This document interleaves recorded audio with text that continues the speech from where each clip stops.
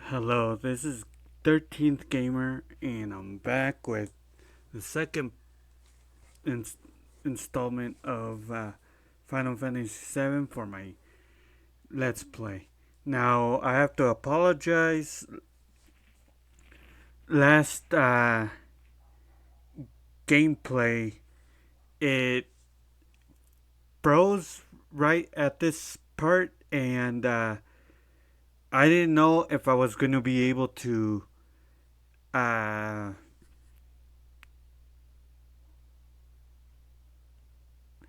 if I was able to s- save correctly.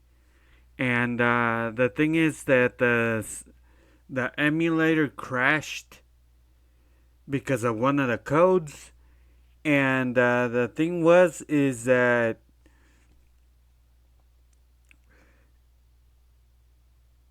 the screen went black on the recording side, and as soon as that happened, I noticed and I went to quick save,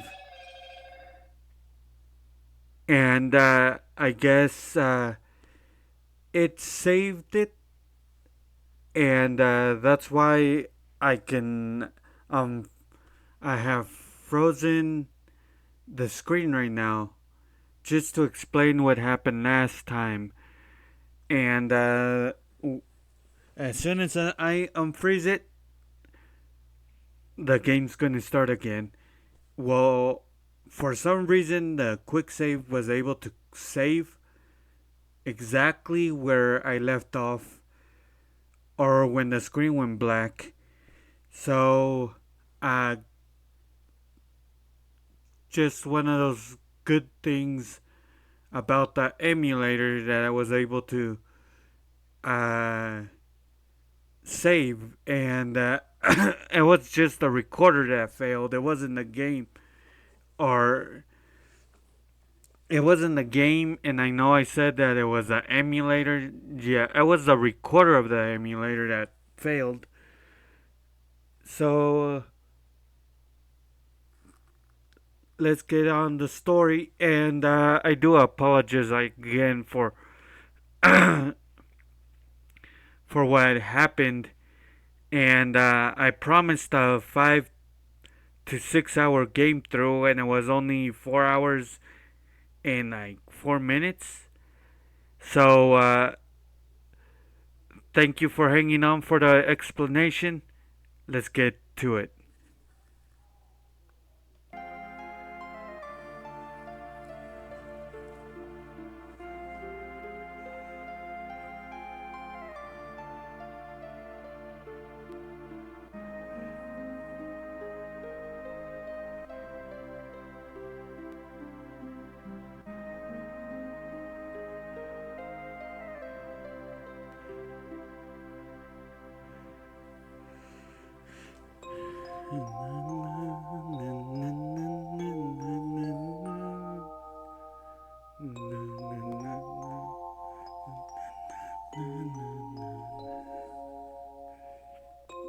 There we go.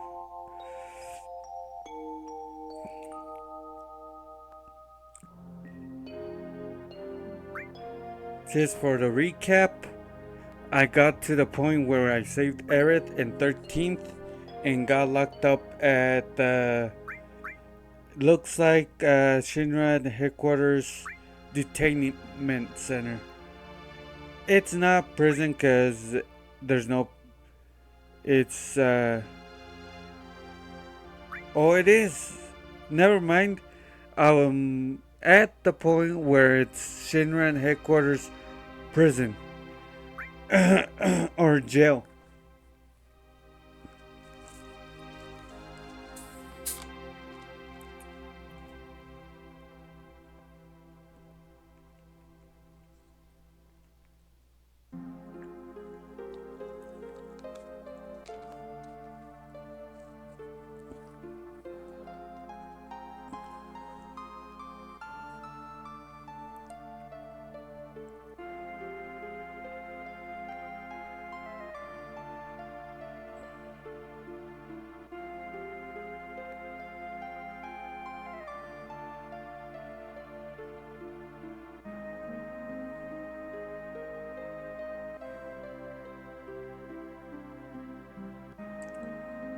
like I said before, the dialogue, I'm going to go through it fast. Feel free to stop and record, or stop and and read it. Yeah, I can't really talk. Uh, right now, it's like I said, feel free to pause and record, or pause and read. Uh, I'm going to do everything really quickly. I'm not going to stop and take full reading of the dialogue. That's because I already played through this game so many times that I already know the story. Yeah, I've been playing it since 2000, so right now it's 2026, and it's been 26 years. Damn, I'm old.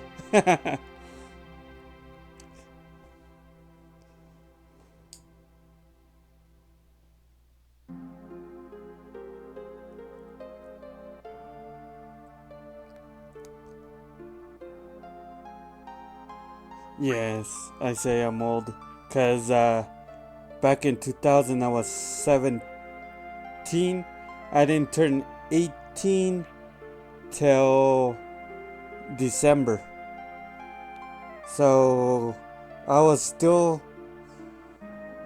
young when I was playing this game. And yes, back then I had my money because I actually worked.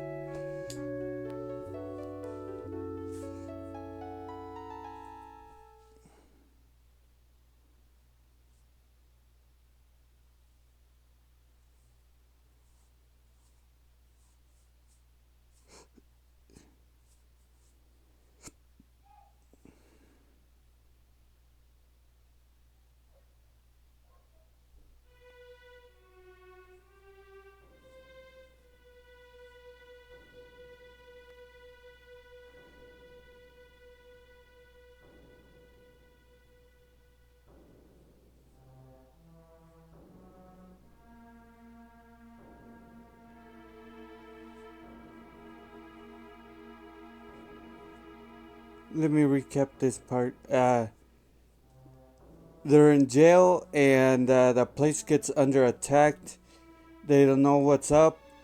That's why Cloud went out, came back in, and let Tifa know.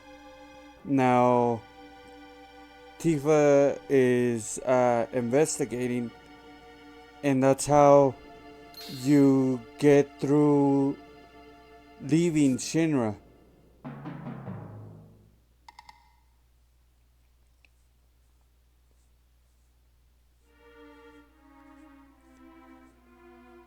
Yeah. Okay, let's start with one conversation with a little bit of history. Not video game history, but history. And, well, it's gonna cross over because I have two things in mind. And the thing was that a couple nights ago, I was watching Castlevania, uh, the series on Netflix, and I love that series. I love that series. The thing that made me mad, why I can't watch the new series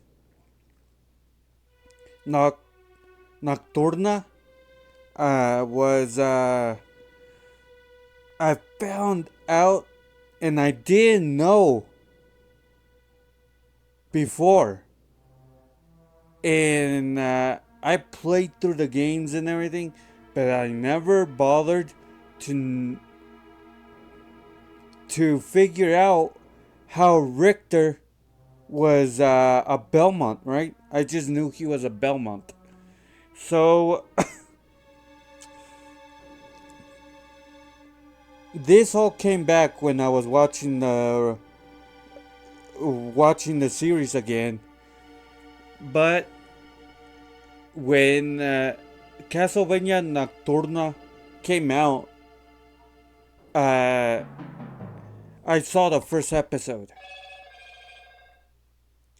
After the first episode, I quit the series of Nocturna, and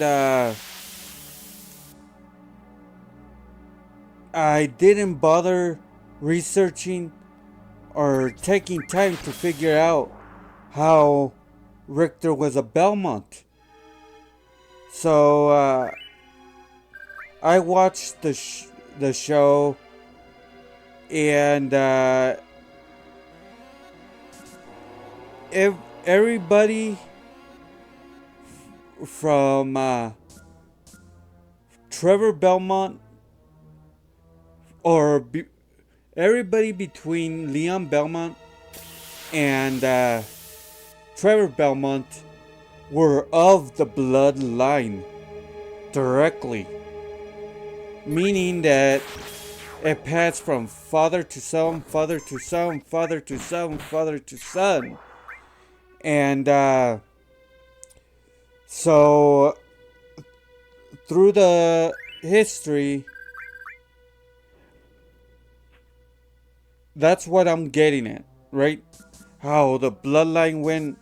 So after this conversation, if I'm wrong at any point, I think I'm gonna go into the family tree and see exactly how it went. But from what my understanding was, between Leon Belmont and Trevor Belmont, everything passed from father to son, father to son, father to son. Now, Leon Belmont was the first vampire hunter of the Belmont clan. The Belmont clan started bounty hunting because of Leon Belmont, and he was a knight for his kingdom in the 11th century. Right? If you watched or if you played Lament of Innocence, they tell you right in the beginning of the story who Leon Belmont was. He gives up his title in order to go save his beloved betrothed, Sarah. So he gives up his title, and that's why, honestly, he told Ronaldo Gandolfi, "Don't call me Baron anymore. We are equals now." That's how honest the guy was. He didn't let the title go to his head. And anyways, he started the Belmont clan of vampire hunters. He started in the 1100s.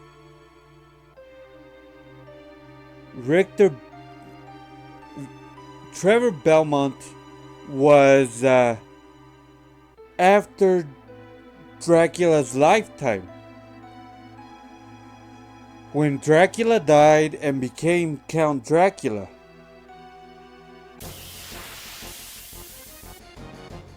it says it so in the series, right?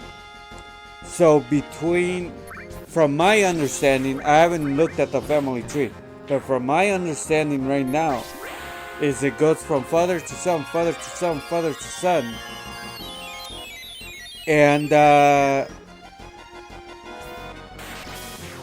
it wasn't until I watched the first episode of Nocturna that I found out about Richter Belmont. I honestly stopped the series. I didn't watch anymore.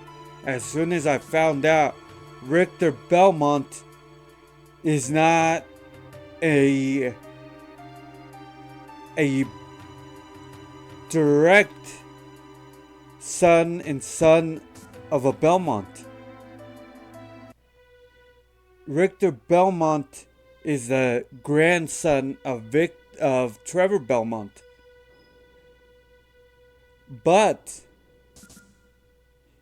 he's his grandson because of his daughter.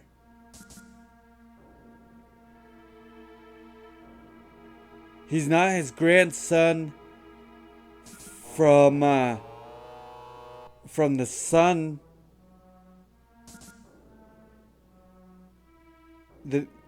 That's what the understanding was. That it was Trevor Belmont's daughter who gets killed in the beginning episode by that vampire, and Trevor lives and that's how the Belmont clan from Richter went forth. So that's why the bloodline ended, because they went from only the side of the daughter. So I questioned it heavily at the time when Castlevania Nocturna came out, and it really bugged me because I liked some of the games, right? And it hit me hard because it was the family tree withered away after Trevor. It wasn't that strong because it's the father that passes genes, and that's how you get a good descendant bloodline, and it lasts for a long time. When it's the daughter, it goes from daughter, the kids of the daughter, which makes it withers away, because it goes from mother to son. The son is half Belmont, half mother, or half father, half mother. So it keeps diluting after every male afterwards, because it wasn't a father's son. It was a father daughter. So the real it's 50-50, right? So that still makes Richter a descendant, but not a descendant directly from father to son. So it has a chance of dying away. Now, I stopped watching Castlevania Nocturna because of that. Because it reminds me of somebody else. Now, I don't have anything against the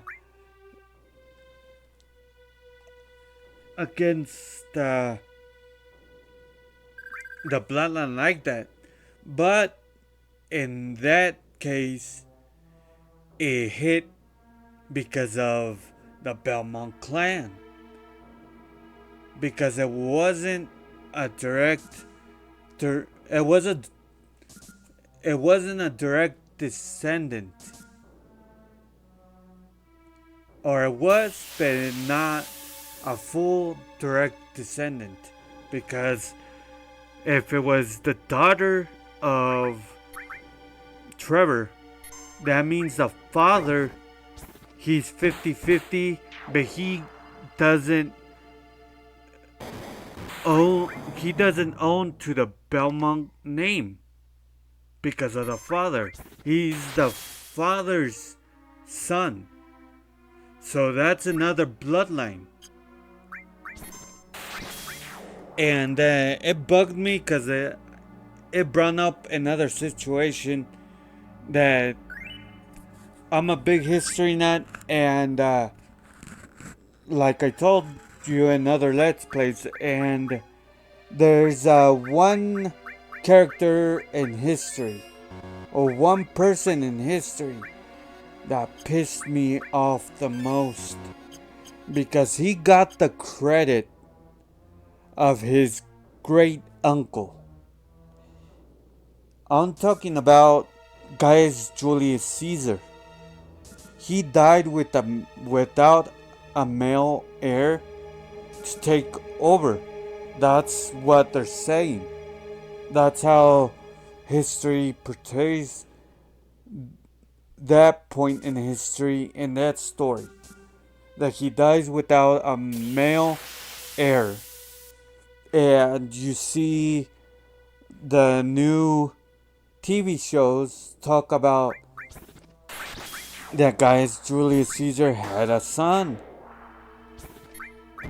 But that's just give it up to TV's great moments. Anyways, let's talk about Gaius Julius Caesar. He was one of the greatest generals in Roman history. He did a lot for Rome. Not only did he do that for Rome, but history teaches us a good lesson. When there's a good man in politics or in government, there's always a bad apple or a lot of bad apples that want him off. Cut him off, right? So, like I told you, Gaius Julius Caesar, the reason we know how great he is because he left his memoirs, right? He wrote about everything. He was highly educated. He was a perfect tactician, military tactician. That's what made him a great general, a great consul. Everything happened because of jealousy between Pompey, and Gaius Julius Caesar there. That's what starts the wars and the betrayal of Caesar's great friend Brutus. He sets him up. They stab him to death. And he dies, right? He dies because the rich don't want to get poor. And Gaius Julius Caesar was starting a new chapter for Rome. From my understanding, from the way I studied ancient Rome, Gaius Julius Caesar was changing Rome, making it more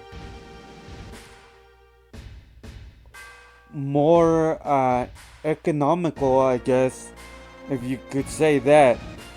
He freed 70% of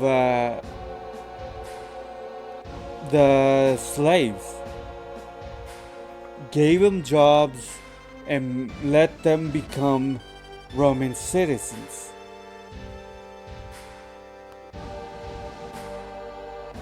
Not only that, but he was proven to be a great general. And he conquered Gaul. He conquered Rome with only 40,000 soldiers, when Pompey had around 120. Cicero and Brutus and Cato also put money towards raising their armies, and Brutus raised around 80, I think.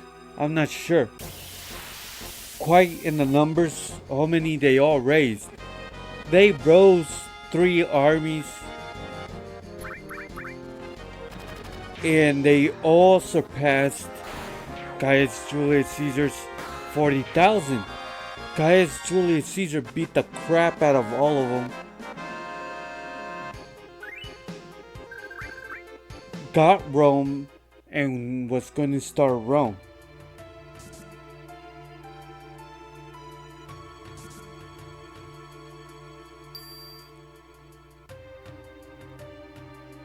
And well, what you've heard if you pay attention to history, he gets killed,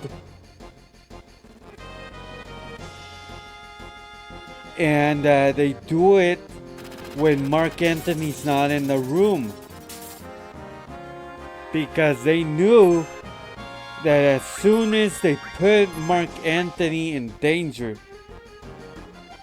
Mark Antony has 40,000 loyal soldiers to march in a moment's notice to go rescue Gaius Julius Caesar. So they make Mark Antony wait outside while they're doing it, the murder of Julius Caesar inside.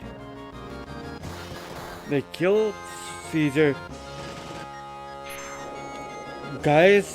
Or Mark Antony and Octavian, aka Augustus Caesar, go after the murderers of Gaius Julius Caesar. They take out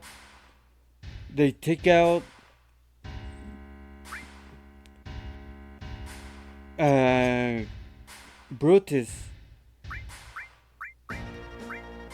I don't remember right now if it was Cato or if it was Cicero that killed himself to avoid capture. So, with that being said,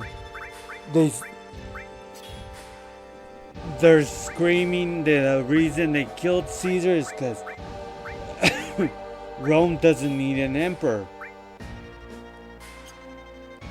So they do the co-consul to go after Brutus, Cato, and Cicero.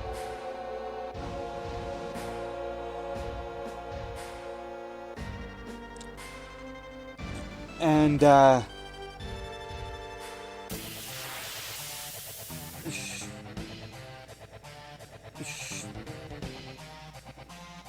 make long story short, they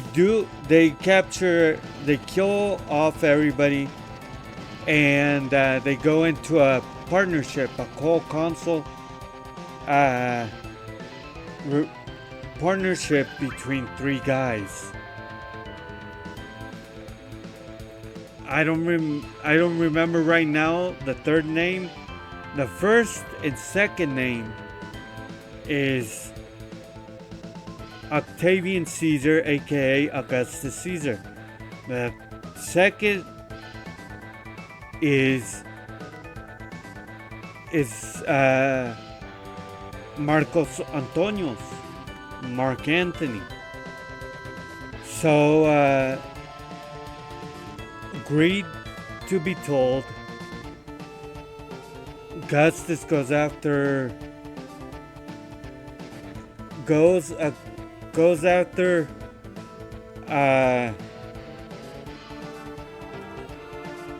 Mark Antony,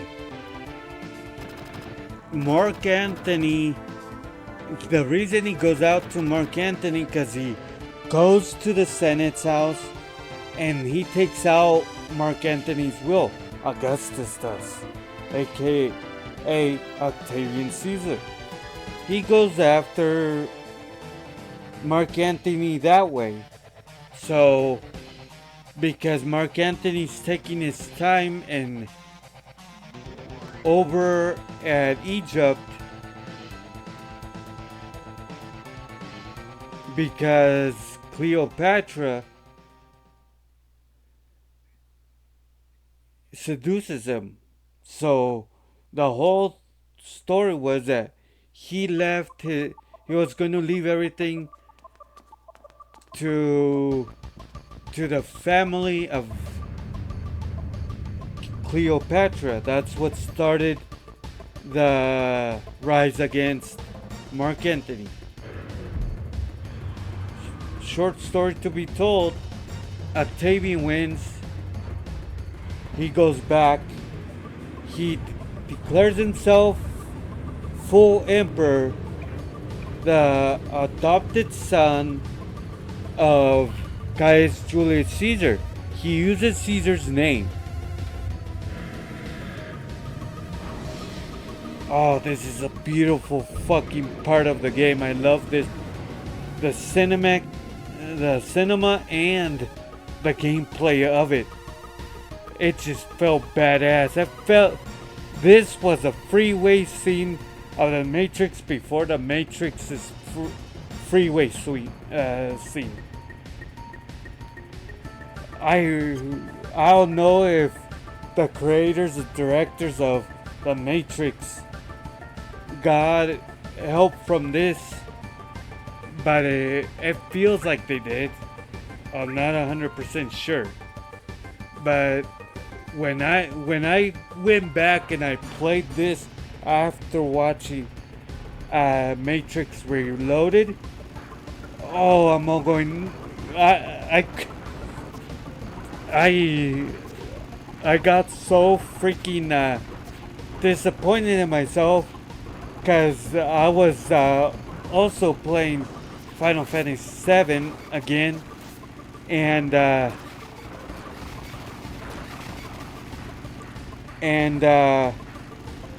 didn't. If I would have seen the movie first, I would have called Cloud Neo because of this part. But anyways, I watched this right after I did this part right after I watched the movie in the theater. But this is one of my favorite Final Fantasy moments. The sword fight in the freeway. That was badass. Okay.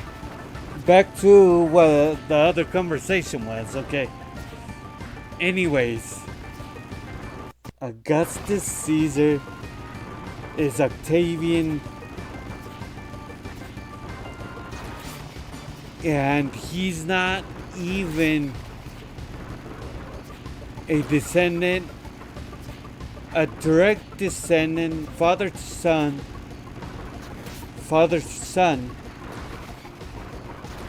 of the house of Julii. That's, I'm not sure if they called it the house of Julii, but I'm calling it that because of the TV show, right?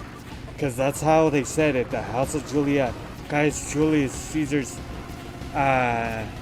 name, his family's name. He wasn't a direct descendant. Okay?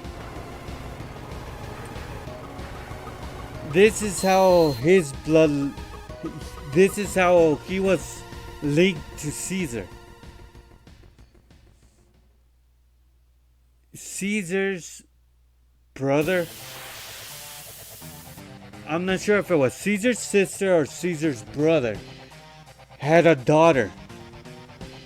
Okay? That daughter gave birth to Octavian, aka Augustus Caesar. So, eh, I didn't pay attention to guys Julius Caesar's family if he had brothers, or I knew he had sisters, but I didn't know if he had brothers. That's what happens when a member of the family does so great it overlaps the family. You don't, by overlap, it means that you don't pay attention if they had brothers, if they had sisters, if they had cousins, uncles, aunts. He was so great that they automatically wanted to link themselves to Gaius Julius Caesar. So, with that being told, Octavian is the son of the niece of Gaius Julius Caesar. That means he has a little bit of the Gaius of Caesar's name's bloodline.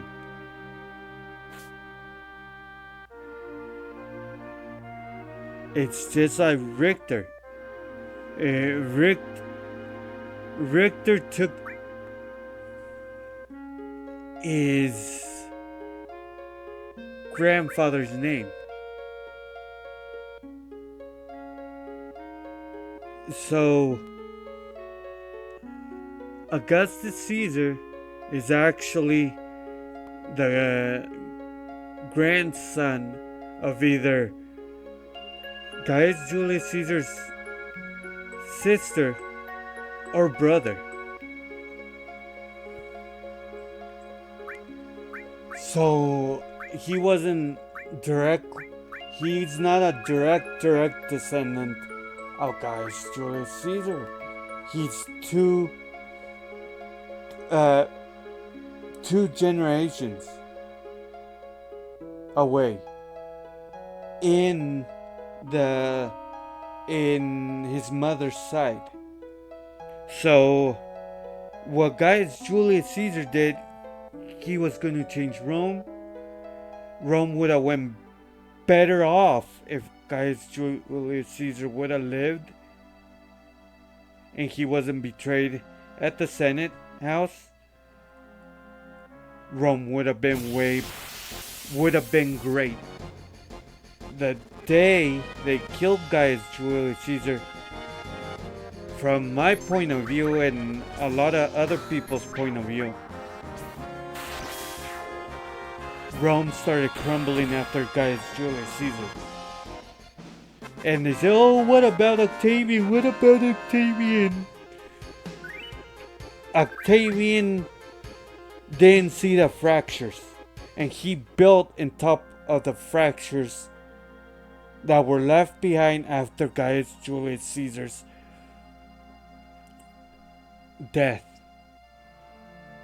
Rome started crumbling after Gaius Julius Caesar died. There was cracks in the foundation, and Augustus Caesar wasn't so great because he didn't see that. Back then, okay.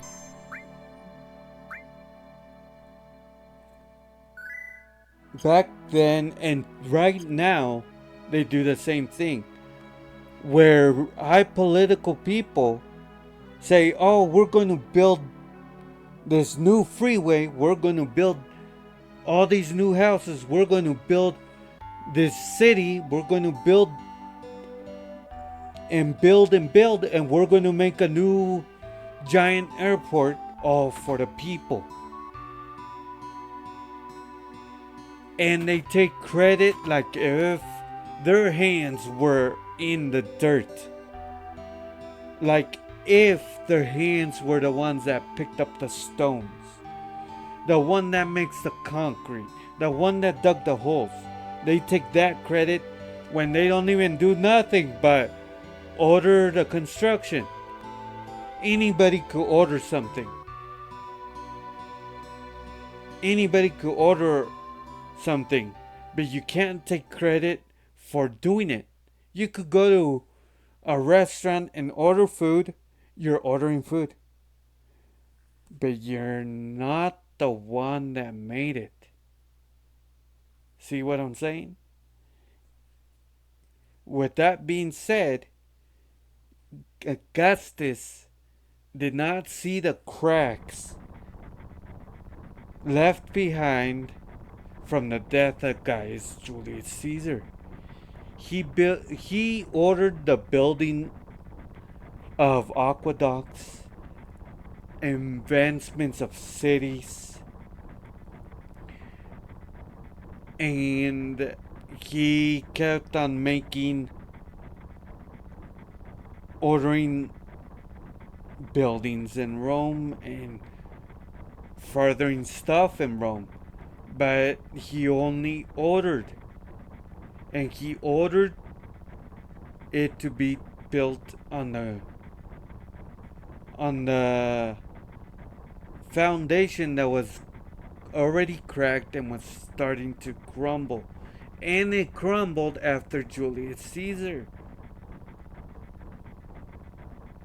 That's why Rome fell. Rome fell because it didn't take 2-3 years, just like Rome wasn't built in a day. It took a while for Rome to crumble, to fall, but it was crumbling. If you pay attention to history, it got to the point where all the Romans were fat, stupid, lazy, and rich.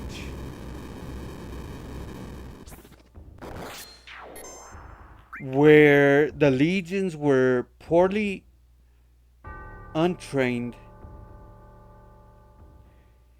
and haven't seen so many battles like in the BCs.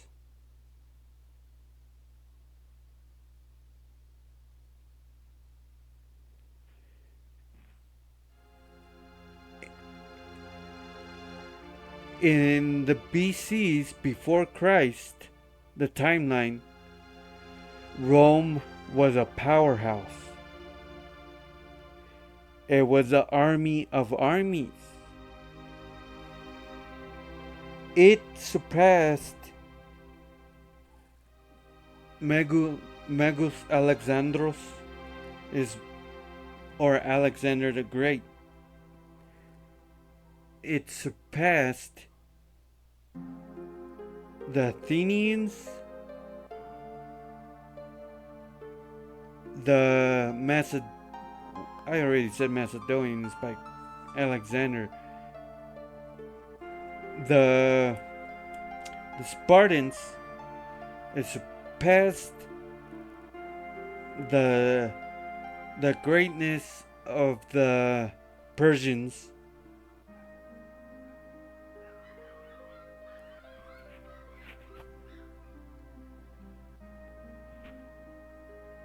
It surpassed so many armies back in the BC era. After Gaius Julius Caesar, things started changing a lot because they had a rule, and the rule was nobody could become a consul, nobody can become emperor without being a direct descendant of Rome, of the bloodline of the Romans, because they let generals, they let lieutenants, captains, sergeants, equivalent to those, okay,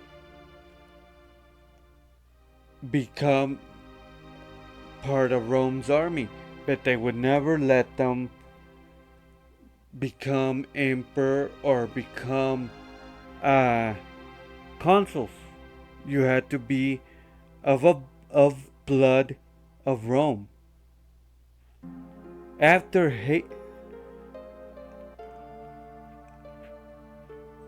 it wasn't after Hadrian.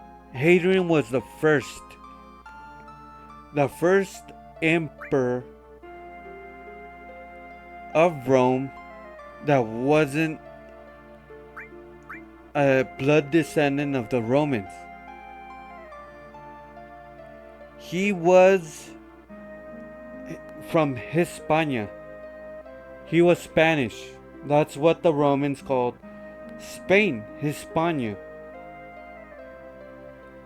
I'm not going to go into detail on why they called them that, because the Spanish always they call themselves España, but the Romans, being Rome and being the greatest empire, gave him a nickname, and it was to make fun of him. That's why they called him Hispania. Anyways, I'm going to talk about that later, probably in another Let's Play. Anyways, he's a blood descendant of Spain, but Spain is already mixed. The bloodline in Spain's already mixed with North Africans, with Egyptians, with Persians. So it's they already mixed their bloodline. He was the first emperor to be claimed to become emperor without being of bloodline of Rome. And then we had all these other Romans emperors that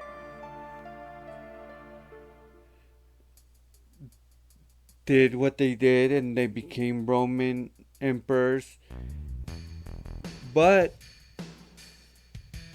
out of the whole, after Augustus Caesar, I think, or after Gaius Julius Caesar, I think the only real good emperor was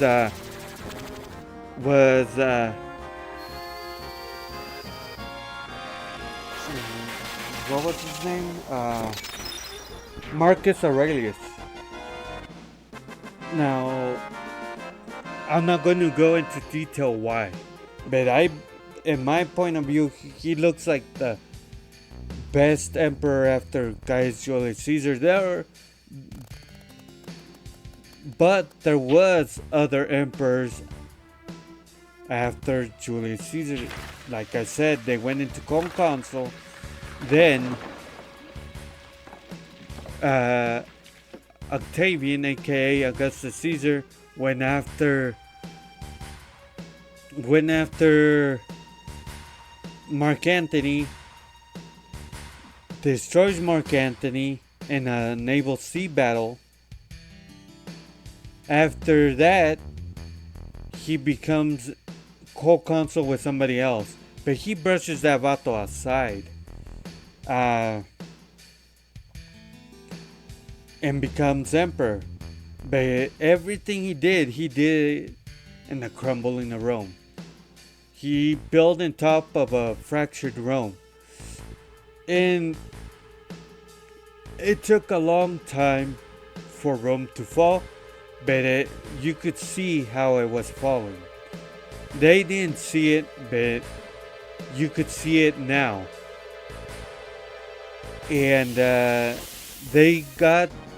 Rome fell because they got too weak, too fat, too rich, too stupid, too lazy. I don't know if I said lazy twice. Anyways,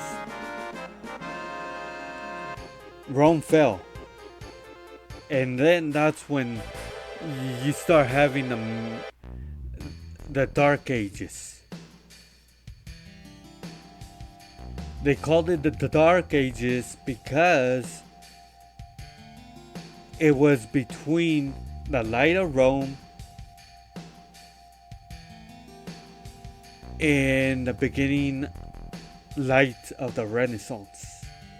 Now, the Renaissance is called the Renaissance because it's right after the Black Death. And we have all these great minds and thinkers of the Renaissance. We have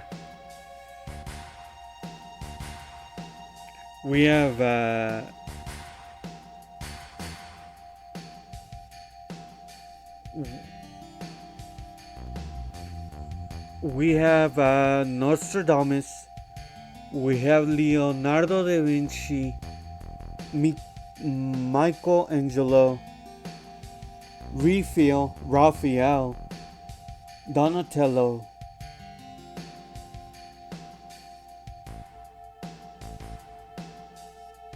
We had all these great thinkers, and that's why the Renaissance was considered Renaissance, because it started showing light after what felt like a dark period. That's why the Dark Ages are called the Dark Ages, because it was after the fall of Rome. And the Renaissance is called the Renaissance because it took that long for them to get back on their feet. And if you pay attention, it was like 1,000 years of darkness between in what is called the Dark Ages, because civilization didn't flourish very well until the Renaissance. That's when you had Milan, Florence, you had Napoli, you had London, you had all the cities that made Rome Rome. Well, it was Rome, Europe. It made Europe great. There was pink spots of light all over Europe, and great thinkers, great emperors, and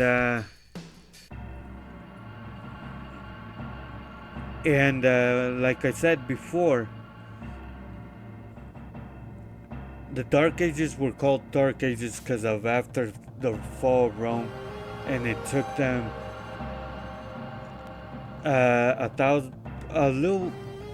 like 1,000 years for it to come back to hope, that it looked like civilization was advancing.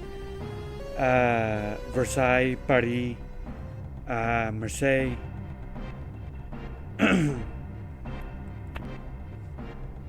Spain, Portugal,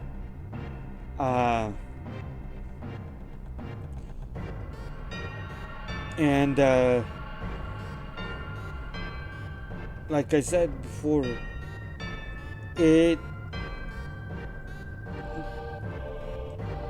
that's why the Dark Ages were called Dark Ages, and the Renaissance was called the Renaissance. And we had so many great thinkers, and we had the greatest thinker of all time. We had the smartest motherfucker in the history of the world, because okay, this is a little bit fantasy, okay, but if we in the future discover how to go back in time, and we make a time machine, we grab the time machine, we go back to the time of Leonardo da Vinci, and we grab all those great thinkers, then we skip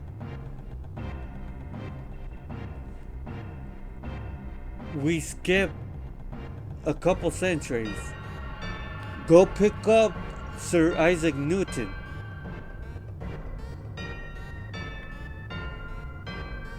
and Hubble and I'm not sure his last name. His name was Edward. Uh, if we go back then and grab everybody together and go to the time of Tesla, of Albert Einstein, and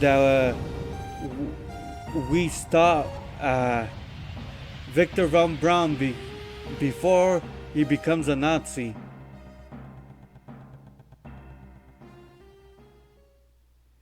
And get them all in a room. I think right now we would be like farther advanced than we are right now. That's my opinion. Right now, I think we would, if we would have grabbed all of them and got them together and taught them the science of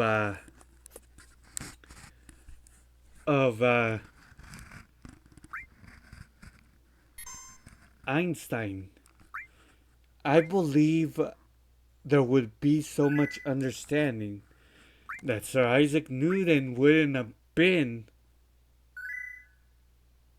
disturbed or mad for being kind of debunked by Albert Einstein. I think he would have seen the science of Albert Einstein, his theories, and worked on them with him. And surpass and not surpass, well, surpass and surpass our technology today. I believe right now, if we had the time machine and we got all those great minds, they would understand each other perfectly. They would know where they went wrong in their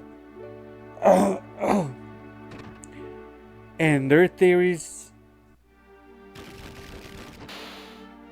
Sir Isaac Newton, Leonardo da Vinci, and Einstein would, and Tesla, Nikola Tesla, I believe they would have, or they would, further advance civilization to the point that we would already be decades in the process of terraforming Mars.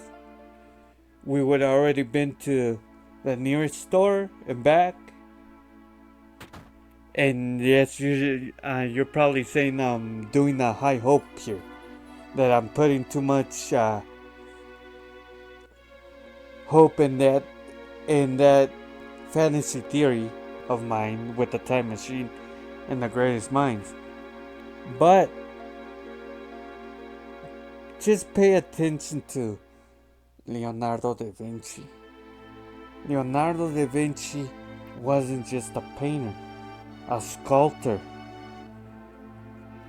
He wasn't just a studier of the Bible. He was into alchemy. He was into science. Not only that, but he is ranked to be one of the greatest military weaponry experts. And I bet you he's probably, if they would have hired him to become a general, he would have been conquering everything. But he didn't like to hurt people. He would have been known to be one of the greatest generals of all time. But he was different. He was a science guy. He was a, a alchemy expert, just like Newton, and just like all the great minds. They all studied alchemy, including one of the greatest doctors of all time, which, because of him, he cut back the Black Death of France decades. I'm talking about Nostradamus. He was a doctor before he was known to become a serious, but he also studied alchemy. They all did. Anyways, yeah, that's just my fantasy theory. But what if? What if we really do that? If for some reason we find how to make a time machine, shit, we already made almost all the stuff in Star Trek, except beam me up, Scotty. Teleportation, that's the only thing we haven't done. Teleportation, we done cell phones, we done computing, we haven't done, we've done space travel, but not from star to star, to system, to galaxy. We haven't done transportation in the whatever you call that room where he says beam me up, Scotty, and he shows up right there, or he goes into the room and gets beamed out of the spaceship. We haven't been able to do that. We haven't been able to do extreme space travel. Shit, we haven't been able to do the lightsaber. Could you imagine if we learned to do all that? And I believe if I believe that if my fantasy theory becomes a reality, which I don't think it will. I don't think we'll ever find a time machine or create a time machine. But if we do, we would be so further advanced, we would be more advanced than the lightsaber because of our great minds. I believe we would be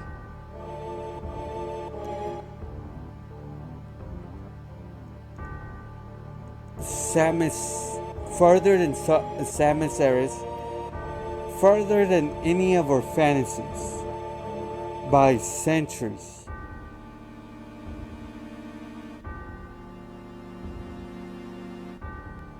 Or by thousands of years. Just if my fantasy theory was a reality. I believe Nikola Tesla, Sir Isaac Newton, the genius of Albert Einstein, the genius of Leonardo da Vinci would make us an interstellar civilization.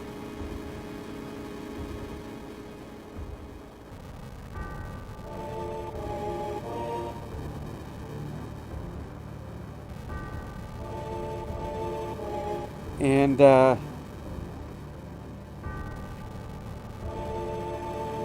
that's just my fantasy theory. But that's not going to happen. For some weird reason, it happens in the future. They won't. The time machine, I mean. The theory wouldn't be tested. But that's my fantasy theory. I know a lot of people say, what if? Well, yeah, what if? What if this happened and we end up so further advanced that what we did in the past 500 years feels like the the time before the Romans, and when we look back in today, and they see us right now as cavemen, and they see cavemen farther away from us. What if? What if? Because could you imagine having weaponry better than a lightsaber? Shit, our fantasy technology would be child's play.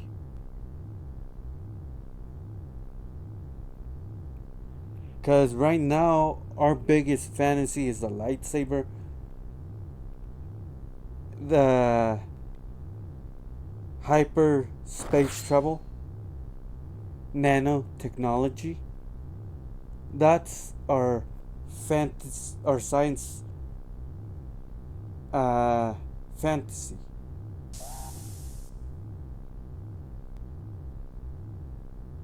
We could explain and create, but we can't make it. And look what Leonardo did.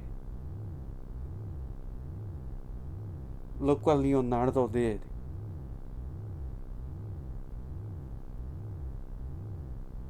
He took notes. He was a doctor. He was a scientist, an alchemist, a painter, a military weaponry expert, a sculptor, a philosopher. All that wrapped into one guy. And it's crazy, yeah, to know that all the great minds of today fight and pay millions and millions upon dollars and millions for Leonardo da Vinci's sketches, for the plans of Leonardo da Vinci, fully knowing that Leonardo da Vinci did things to stop people from taking his work and taking his work in the wrong direction. He would code his own theories. He would code his research, his blueprints. That's how the big ass genius he was.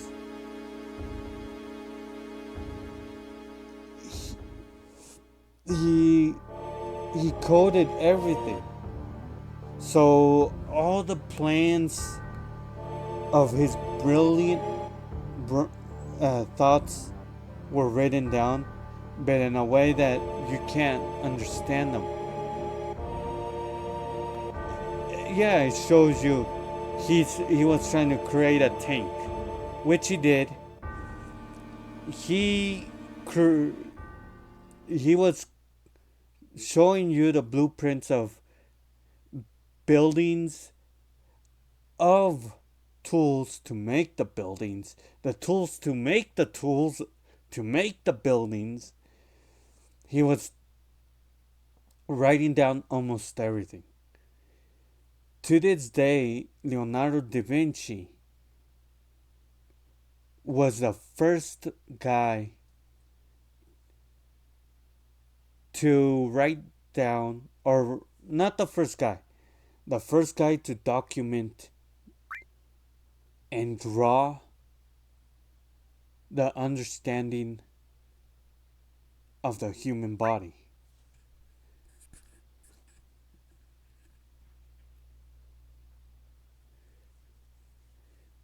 And to this day, all the great minds, like I said before, of today, they go back.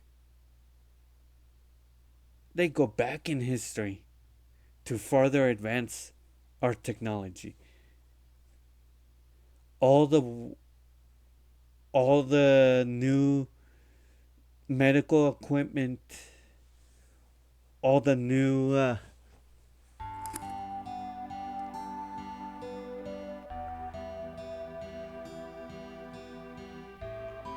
the medical equipment, the construction equipment,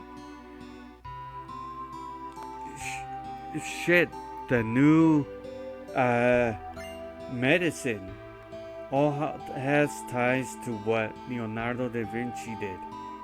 They go back and see his stuff in order to further our understanding.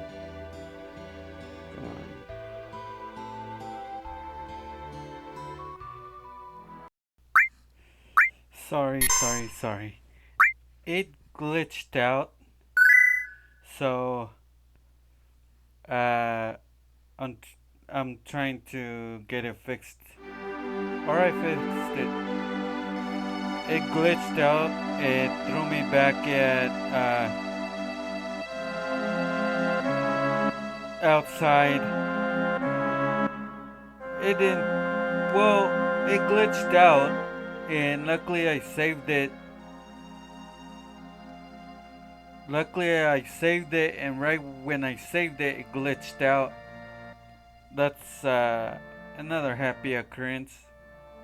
Uh,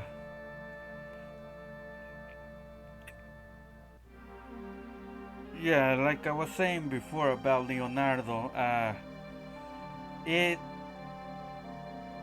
it just I just laugh and smile because they actually go back to everything he's done, and look where things are now, because they have his designs, his artwork,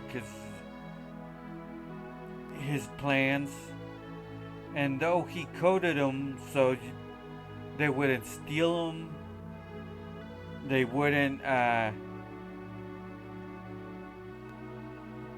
do something to make the stuff super weaponry, because he did in his time create the tank. He created a tank, but what happened was he needed to find a way not to scare the horses, because it was a tank powered by horses, and they showed detail how it looked, and it looked like a spaceship with cannons coming out in all directions, a 360 cannon shot. So he did make the first tank, because he made the first robot. Now, I know what you're gonna say. How could he make a robot without electrical computing? He did the robot with not with electrical. He did the robot with mechanical pulleys, levers, and rotating. What do you call it?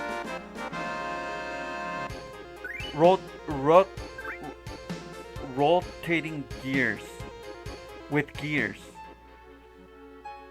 and the robot was able to move, but they didn't call it a robot back then. it was so terrifying that they would call it his horrible creations, because he got something to move without the aid of animals or human beings. So, like I told you before, I'm a history nut, and yes, I've been talking about this for the past hour, and a little more than past hour though, and it's just a way so I could play the game better. And you're saying, "Oh, are you playing the game better if you're talking about this and that and history and things you don't like?" Well, it keeps my mind from getting mad when I arrive at glitches. I arrive at freezes. I arrive at parts that are annoying. So yeah, this is helping me become a better game player, a better gamer, as you call it. And uh, this is I think when you first meet Helena, because you only meet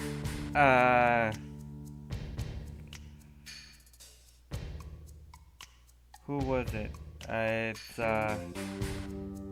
Song, and for some reason I always Reno.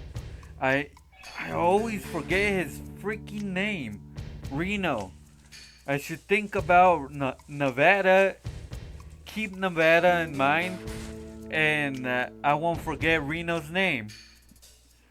Yes, because Nevada has a Reno. Anyways, like I said before, I'm a big history nut, and I will be talking about history. I'll be talking about a lot of subjects. I know I'm just starting my game Let's Play channel.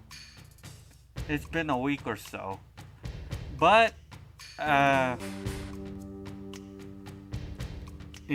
when I get my first comment, I'll tell you I'll be the first one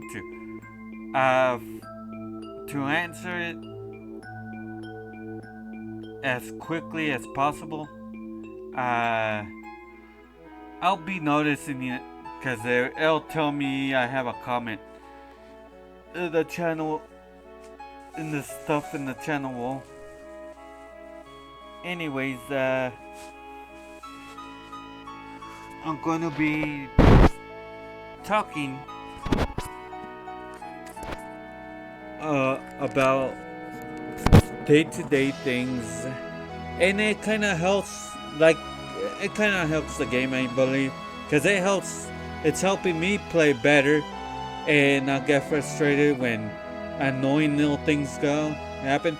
Oh, yes, the forest. Yes.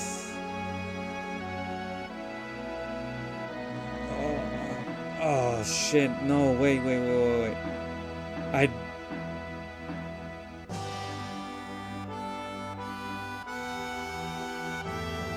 Yeah, that's correct. I think I won't be able to grab Yuffie until after Juno, when I cross the ocean. I think she's over there. I don't think she's in the forest over here. That's why I got excited right now. I'm all going yes, but I remember it's when you're across the ocean in the other continent, that's where she appears. And yeah, you're gonna. I enjoy going to get Yuffie. She's one of my favorite characters in the whole entire franchise of Final Fantasy. And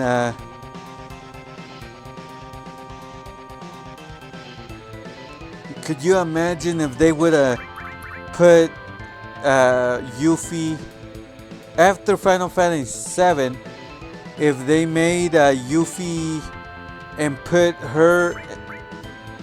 made her into the version of Final Fantasy X, since it could fit.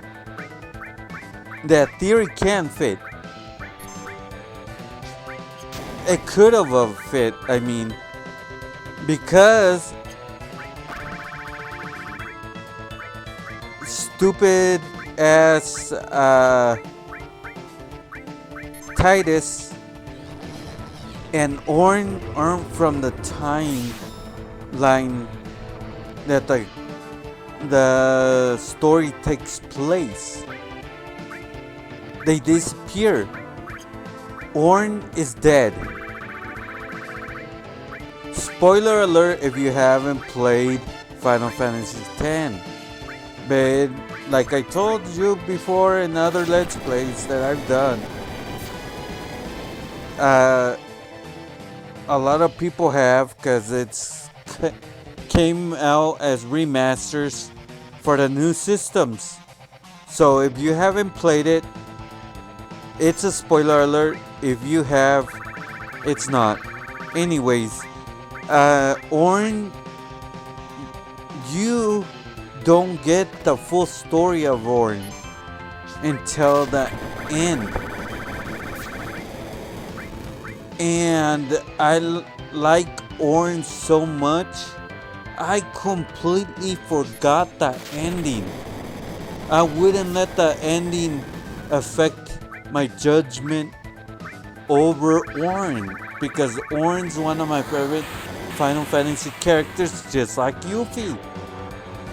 He just makes Final Fantasy X more enjoyable. He's the voice of reason to almost all the characters. All the characters know who he is, and they look up to him. Anyways, spoiler alert, he is actually dead. Throughout the whole game, you do not know he's dead until the end of the game. And like I said before, for some reason I get that taken out of my head when I'm playing Final Fantasy X. And I play through the game, and then I get all sad in the end. That to me was a sad moment, just like Aerith and just like Sarah. Those are the Final Fantasy sad moments there is that have affected me. No. Or yeah. No. Okay. Anyways, that have gotten to me. Oh, I hated Sephiroth after what he did. I hated him. I wish he would actually be a person so I could grab a bat and just cave his head in. That's how much this game got to me. And that's how good this game is. Because I'm going to bring out a movie. Now, everybody loves this movie. I love it. And everybody loves it. I'm talking about Gladiator. I hated communists. Marcus Aurelius' son. That's how you could tell Joaquin Phoenix was a motherfucking genius actor. Because you would see him and you would hate him. he got you to detest communists. Communists, whatever. He played that part perfectly. And this is funny because after I've only seen, till then, I only seen Joaquin Phoenix and Gladiator. So when a movie came out that he was in, I wouldn't watch it because it would remind me of Communist. I said, oh shit, Communist is in this movie. It's not going to be good. I stopped watching it. And then one movie came out, and my sister went to go watch it at the theater. And she told me it was good, and I'm not going to watch it. My older brother, Roberto, takes me and my little brother to go watch it. He doesn't tell me. I don't know if my sister told him not to tell me, or if it was just his thing not to tell me. He didn't tell me we were going to go watch not Gladiator, Signs.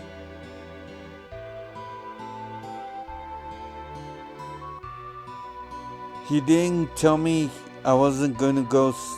He didn't tell me we were going to see Signs with Joaquin Phoenix and with Mel Gibson. I believe it's called Signs or Sign. Sign or Signs. Anyways, I did not watch a Joaquin Phoenix movie until Signs with him and Mel Gibson. And I understood his talent of acting. Because I forgot he was communist. And I forgot he was communist.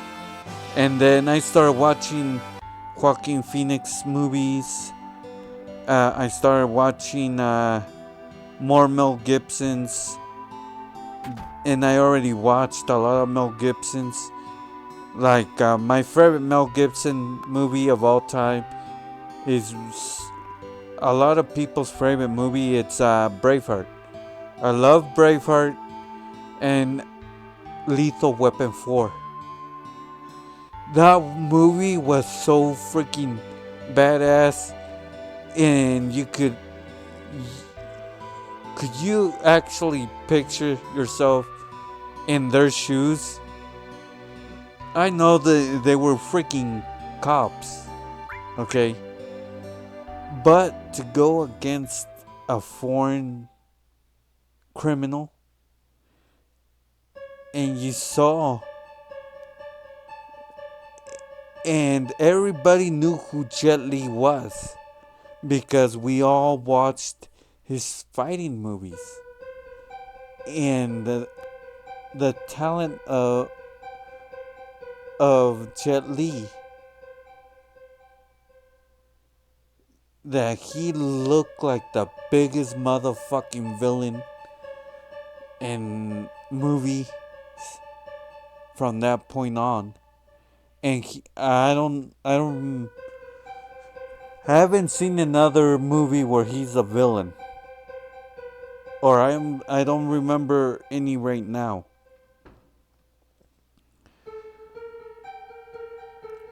But he made that movie great. Could you picture yourself going against Jet Li, fully knowing you don't know how to fight like he does? That was funny as hell, though.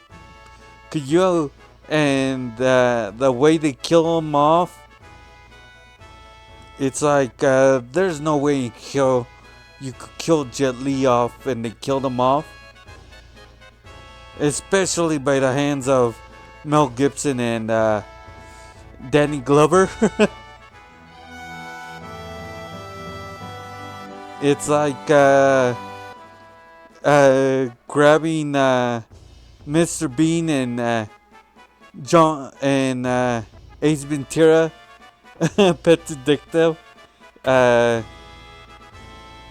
and putting them together to fight Rambo,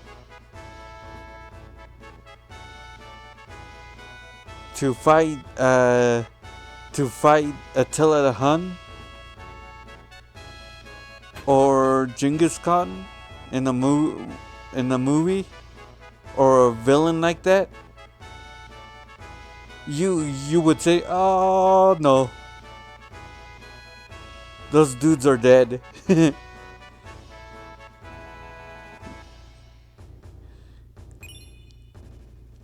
And they pull it off. That would be funny, but it's like, that's why I liked Lethal Weapon 4, because they put them against somebody that you don't think they would have a possibility to beat. They got their ass kicked like in every other movie. It felt, you know what it felt like? It felt like they put Darth Vader fighting John McClane. You know, yippee motherfucker? You know, Die Hard? Yeah. It felt like they did that against Darth Vader. And he pulls it off and kills Darth Vader. That's my comparison. Because it was a good movie. It was probably it's my favorite Mel Gibson movie after Braveheart. And then it's The Patriot. And then it's Ransom. Mel Gibson came out with really good movies, and the movies he made as a producer are considered to be some of the greats. Because who can't forget Braveheart, The Patriot? Nobody can. Those were one of the best movies because he puts in stuff that at that time easily they wouldn't have put it in any movie. He did what what the creators of Married with Children did. They thought out of the box and put things that wouldn't come out in regular TV and put it in regular TV, and they made the show unbelievable well. That's what Mel Gibson did to Hollywood. He put things that you wouldn't picture them putting in movies, and he put them. Scenes that he put in without even showing the complete gore, and made you feel the moment and made you feel like you watched them do it. Like when they kill his son in The Patriot, when he hacks on the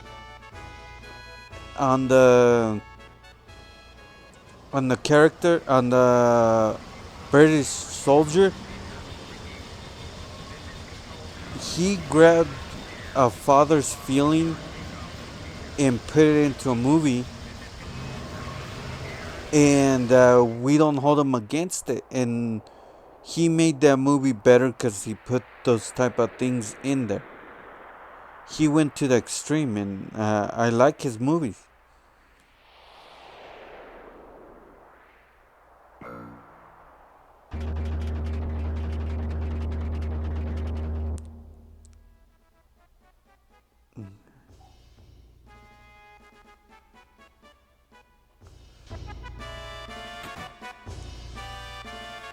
I'm going to take off my headset, and I'm going to put the microphone in front of my mouth.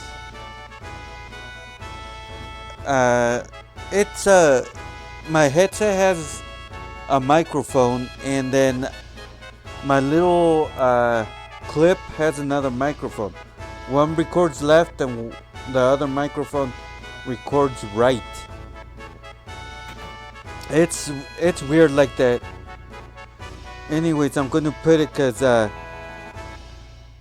my ears are getting really soggy, and I could still hear the what's going on the video game. It's not because I hate the music or anything. It's just that my ears right now, they are really sweaty and soggy and sticky. I think I'm going to end up getting one of those Bluetooth headbutt microphones, because the headset, some game throughs I have to take it off and I'm playing without the headset on, but I have it loud enough that I could hear what's going on in the video game. Anyways, like I said before about the Mel Gibson's movies, I enjoy them, and when he explains how he makes them, you would understand his genius of producing and acting.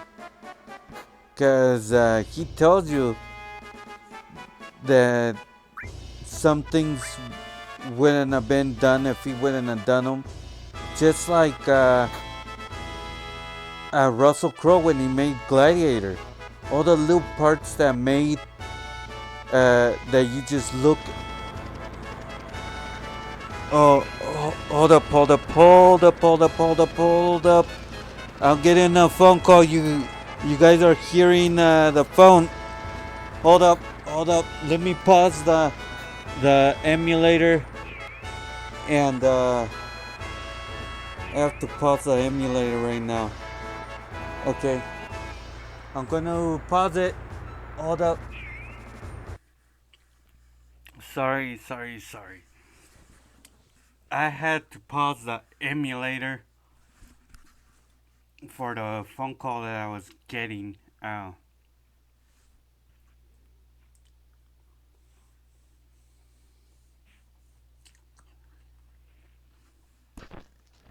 Anyways,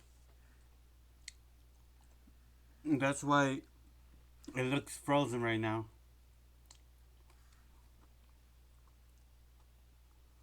Okay.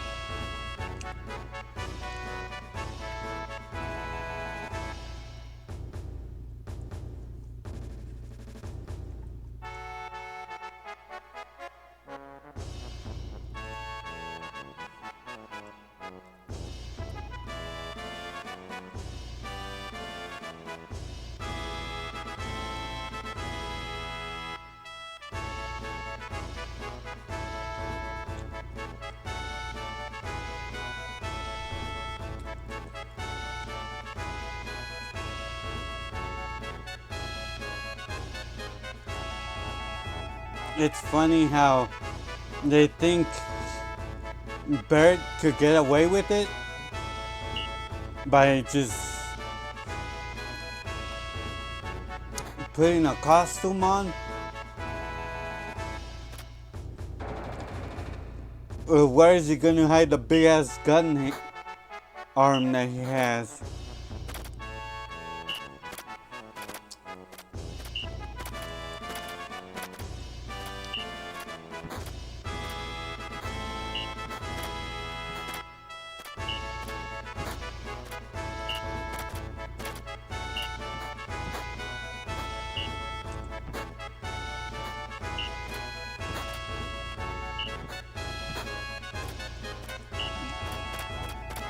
I'm screwing up on purpose.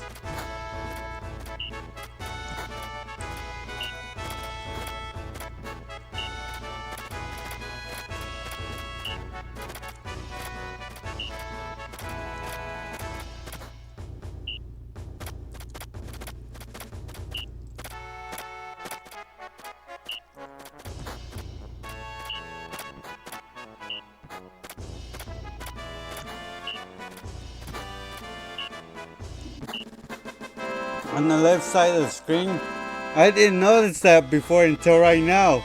On the left side of the screen, red 13's behind the, the machine thing, to open the door.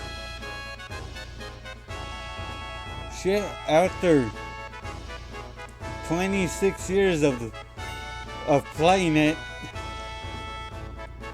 I just noticed that. I never noticed that before.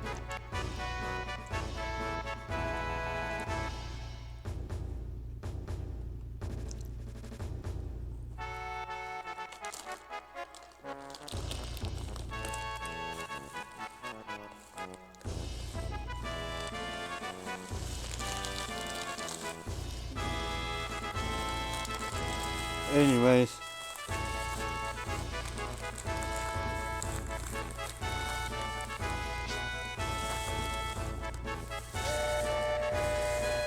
sorry for the back noise.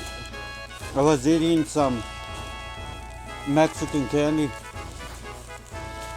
and I kind of opened the bag weird, and it opened up and it kept on cutting, or kept on getting ripped.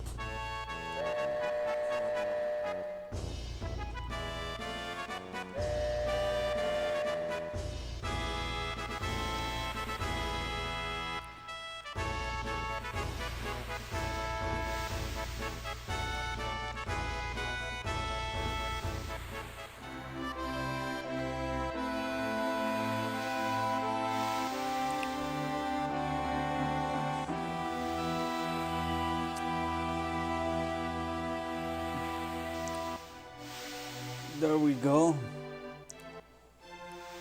Off to the other side.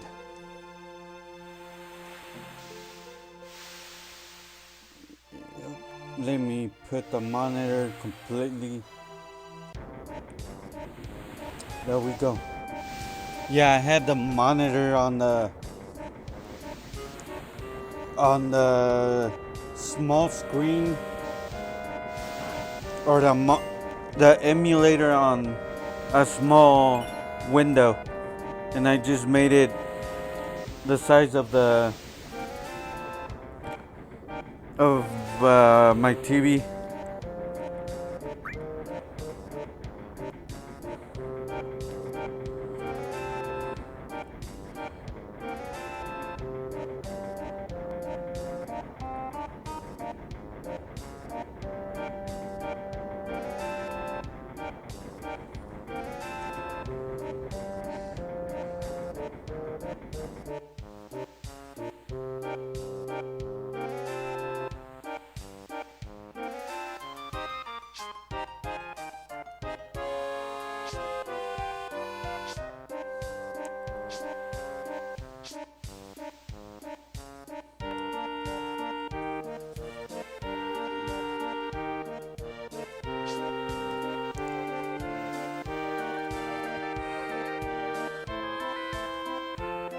Okay.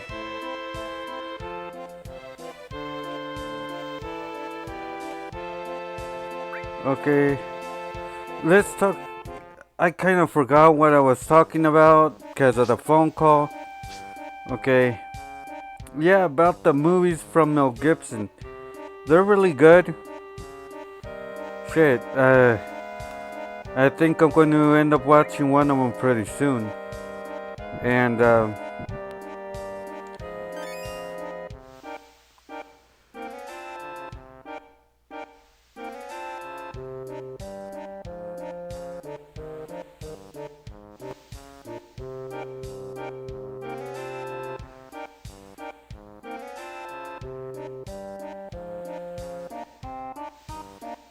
yeah,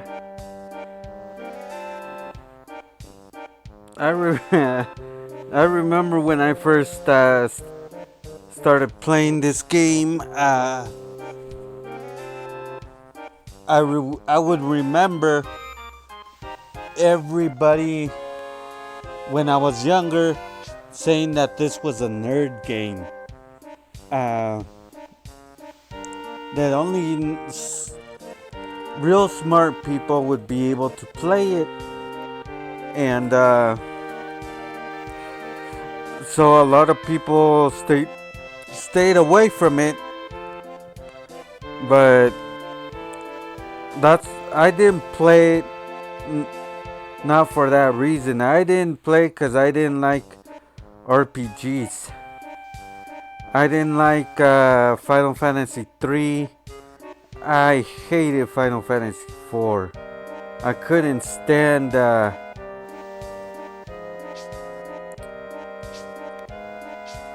what was it? Oh, Illusions of Gaia. I couldn't play. I couldn't play Secret of Mana. I couldn't. I didn't like Chrono Trigger. And like I said in another Let's Play, I can't play it. There's no way. I give up, and I put it aside. I own the copy, so the only reason I own it is because it's worth a lot of money right now. It's not my type of game. I'm not hating on the people that are playing it, but I can't. I don't like it.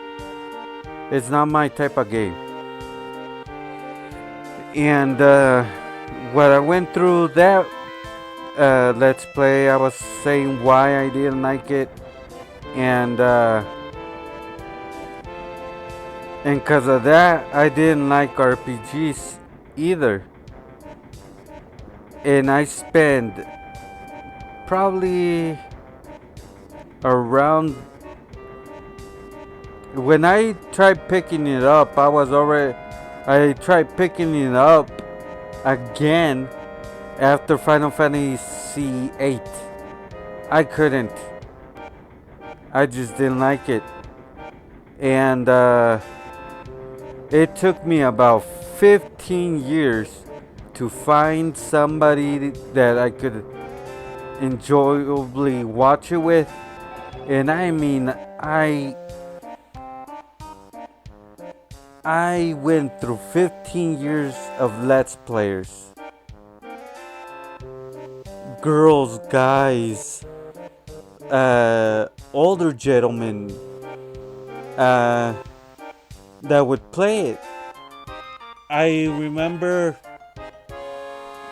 I said, okay, I can't watch it. There's no way. Let me try this group of guys. And it ended up being a Let's Play to celebrate the 25th year of the anniversary of the game. So I downloaded that and I started watching it. And they were taking breaks. Okay. It was like a group of 5 people, right? And one would play and the others would watch. And they would talk about things. And then what happened was the first guy gives the controller to somebody else. That guy disappears for 10 hours. For 10 hours he disappears. He only played it for like an hour and 30 minutes, an hour and 40. He disappears, and I didn't watch it completely. The reason I tell you that 10 hours later he shows up again, that's because what happened, I watched them play an hour and 30 minutes, and I was already scratching my head. I was already regretting watching it, and he hands it over to this guy. That guy only plays it 30 minutes and hands the controller to the girl. And as soon as the girl starts opening her mouth, I'm all going, no, Uh, I mean, she sounded manly. She sounded more of a man than two guys talking that were playing it, and the other guys. The whole time she was being quiet, and then she starts talking, and she sounded madly. I'm going, no. What kind of let's play is this? And she was a complete tomboy. She was probably in her mid 20s, like 27, 26, and I'm all going, no. And then I stopped. I pressed pause on the recording, and I went 10 hours ahead. So it was the 11th hour and 40. No, it was a 12 hour and 30 minutes. Yeah, it was like 10 hours ahead of the what I was already watching. And long and behold, the guy that plays it, he disappeared for 10 hours. He comes back and gets the controller. And I'm going, no. Really? You took a 10-hour break? And I'm going, let me see. So I started the whole thing over again. And I had it in fast forward. I think 30 times faster than the regular fast forward. And I was seeing everything pan out. I must have saw those 10 hours in like 3 minutes, 4 minutes. And I noticed that guy didn't show up. And I'm going, nope. That's when I'm going, that's it. No more. And I turned it off. And then this girl, I got another one. And this girl was making a big old deal about it. She must have let the beginning of the video game run continuously for 45 minutes. And she lets it go for like 45 minutes. And I'm all going, oh, my head hurts. My head hurts. And I downloaded her whole Let's Play of it. And I was noticing that her gameplays were 4 hours long, but it was like 20 something episodes. So I look back and I'm going, no, I'm not going to watch a blind Let's Play of this game. I have to watch it with somebody that knows what they're doing. And nope, nobody hit the mark. And then right when I'm all going, nope, it's not going to happen. I'll never watch it. I'll never enjoy watching it because I don't enjoy playing it.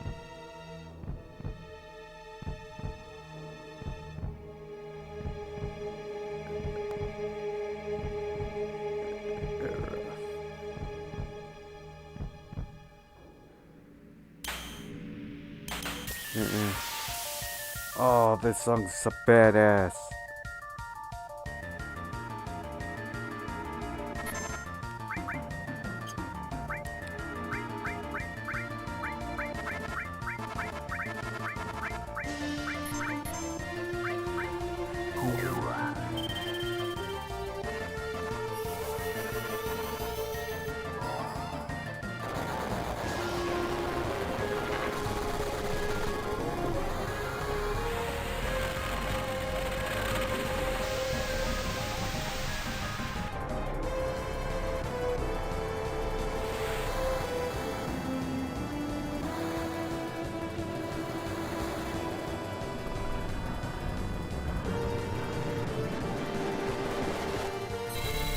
I remember when I first watched this. This looked so damn fucking realistic. That looked badass.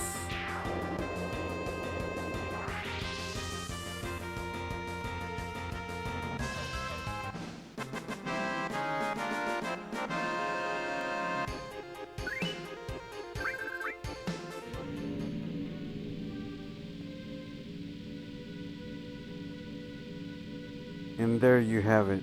The beginning of the chapter. And the beginning chapter ended of episode 2, The Attack of Sephiroth.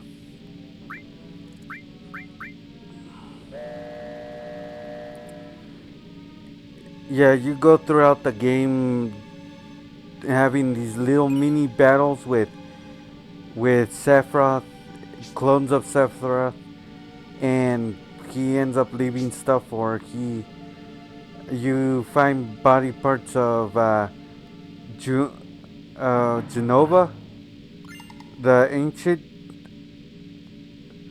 the clone, the ancient that was it's like an ancient alien. I hope this doesn't get one of those claims, because I just said ancient alien, but I mean ancient alien for the video game.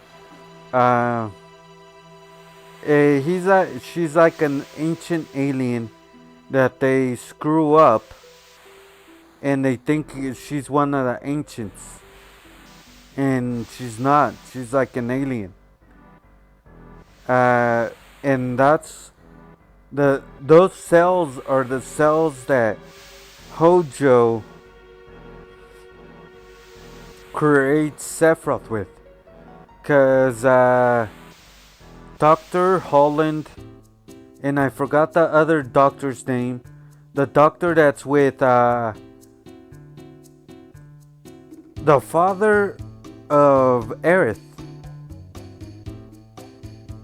The father of Aerith, because he's a doctor working on the clone projects, but he has I don't know if he uses her with her acknowledgement, or if he just uses Aerith's mother, but he falls in love with Aerith's mother.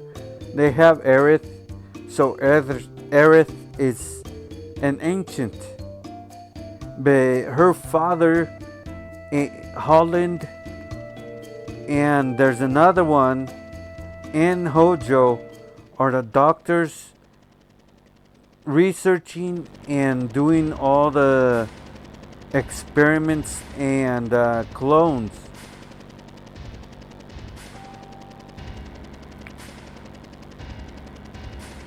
So Hojo's the one that creates Sephiroth. So he's considered to be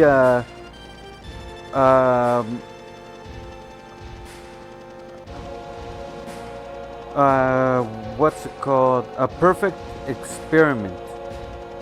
Because Hojo clowns on Dr. Holland, and he keeps on calling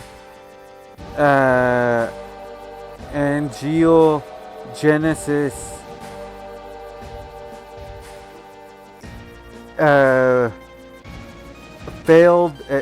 failed experiments and failed research subjects,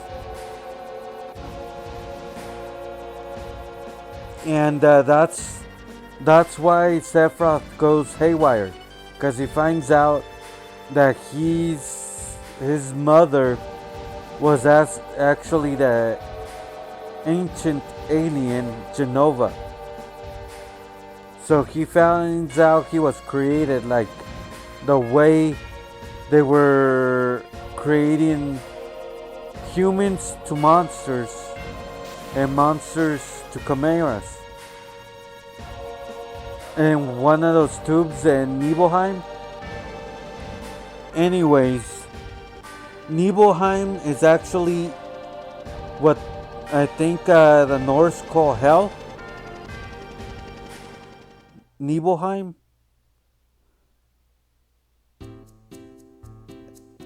But it's correctly Niflheim. Okay, this is where you see Johnny. After here, you don't see him in any other part in the game. So if you don't run into him there, you won't see Johnny again. Cause I didn't see Johnny.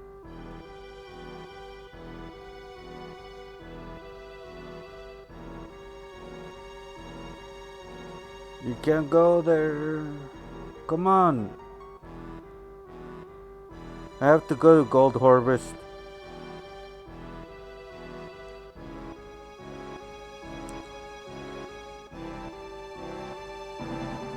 In Run Barrett's story.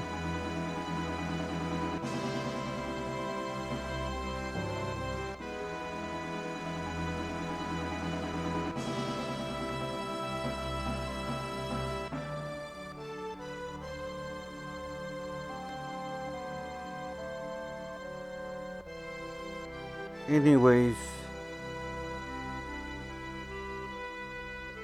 Sephiroth is a creation from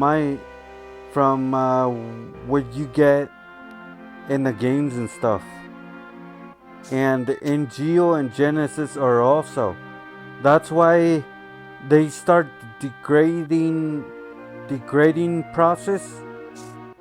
So in the end of Crisis Core, spoiler alert, but I think you've already played it because it's come out twice already. But in Crisis Core, they go through how in Geo, Sephiroth, and Genesis are best of friends. But greed takes a hold of Genesis. And he always says that he wants to be the hero. He fights Sephiroth in the emulator, and they don't know you don't know they're in the emulator till the end of the scene. He's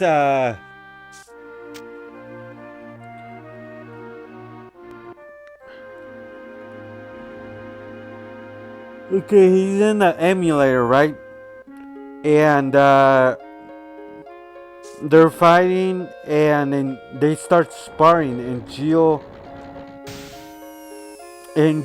Genesis, and in Sephiroth. Then Genesis has enough and says, "It's my turn," and he starts fighting Sephiroth. Sephiroth beats him up, and he's about to swing at him with Ngeo. Puts his sword in between both of them, and he tells Sephiroth, "You can't be the only hero." And he blasts. He does a blast, I think, and he breaks Ngeo's sword. When he breaks Ngeo's sword, the sword fragment hits Genesis, and he starts degrading, meaning his body can't heal. He can't heal, and that's when the story starts to begin. And the whole time, what Genesis is doing is what Sephiroth is doing here in Final Fantasy VII. That you see him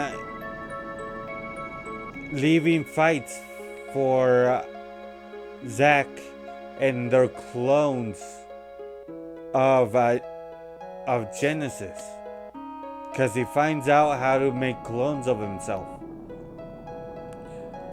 And but the whole time Hojo is clowning on Holland,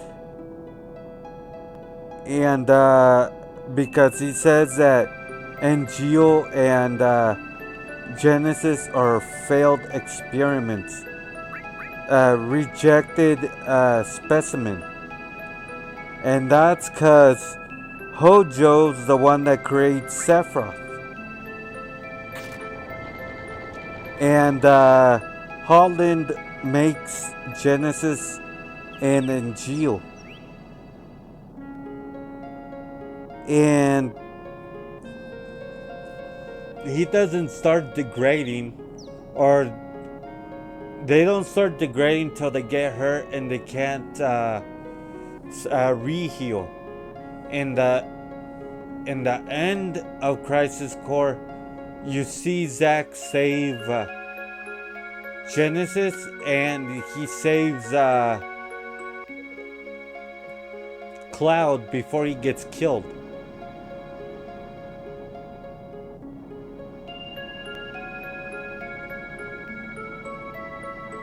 He gets killed.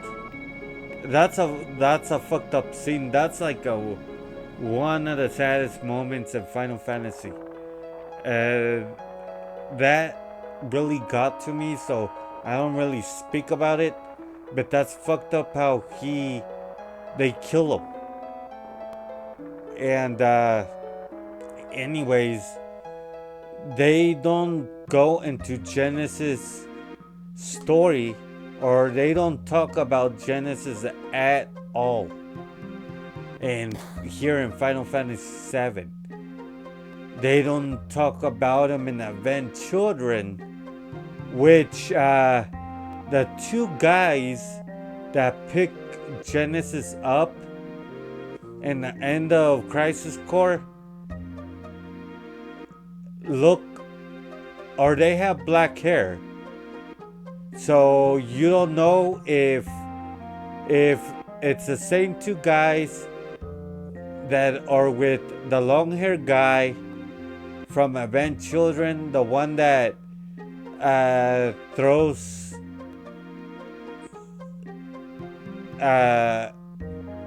Sephiroth cells on himself and becomes Sephiroth. Now the whole time you see what's happening, right? And it's like, how can I put this? It's like Cell from Dragon Ball Z, that he needs to absorb the androids, and every time he absorbs one, his physical appearance metamorphs and he becomes a new version of himself. That's exactly what happened in Event Children with those three guys. So I think those three guys play the role like Android 18 and Android 17, that Cell has to absorb them to become whole, to be the perfect bee. So one of them with long hair, skinny, scrawny guy with long hair,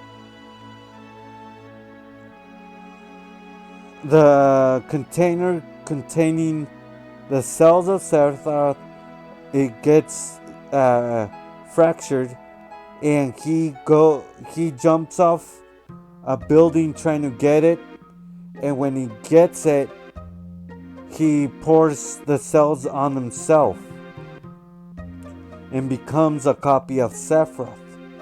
A copy. I think Sephiroth actually dies here. But you see what Hojo did? He did what Dr. Gero did. So when he grabs the thing and he becomes a clone, etc., there you have it. Cloud has to fight Sephiroth again, but it's a clone. And Sephiroth was considered to be the greatest warrior, and he gets killed by Cloud. He gets fatally injured by Zack. That puts him into a hypernatic sleep. Hojo puts him in the city of Forgotten. He puts him in the city of Forgotten. And after that, after the city of Forgotten, they they they don't talk about. So you don't know he's in the city of Forgotten. You just see guys wearing numbers, dressed in all black, and they're supposed to be like Sephiroth's clones, but later on you find out they are just in the original or in the remake. In the remake, they explain that the guys are soldiers that failed the Mako test because they to become a soldier for Shinra, they have to be introduced to Mako energy, and they can't go corrupt. They can't have Mako poisoning, and they have to pass that test to become soldier.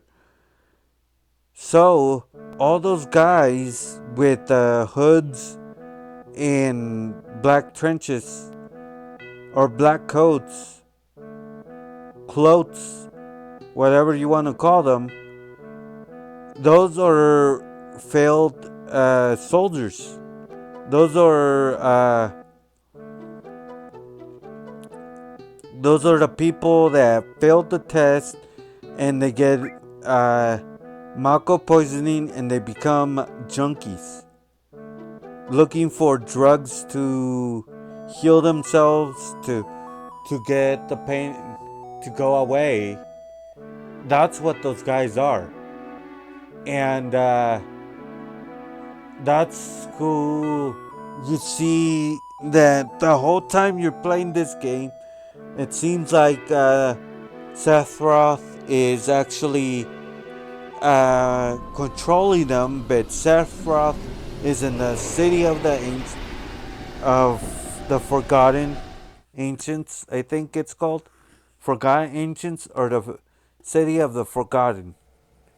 He's up there in a hyperbolic sleep, like in a aqua Mako eggshell, and he's actually there, and you don't know if he's alive or dead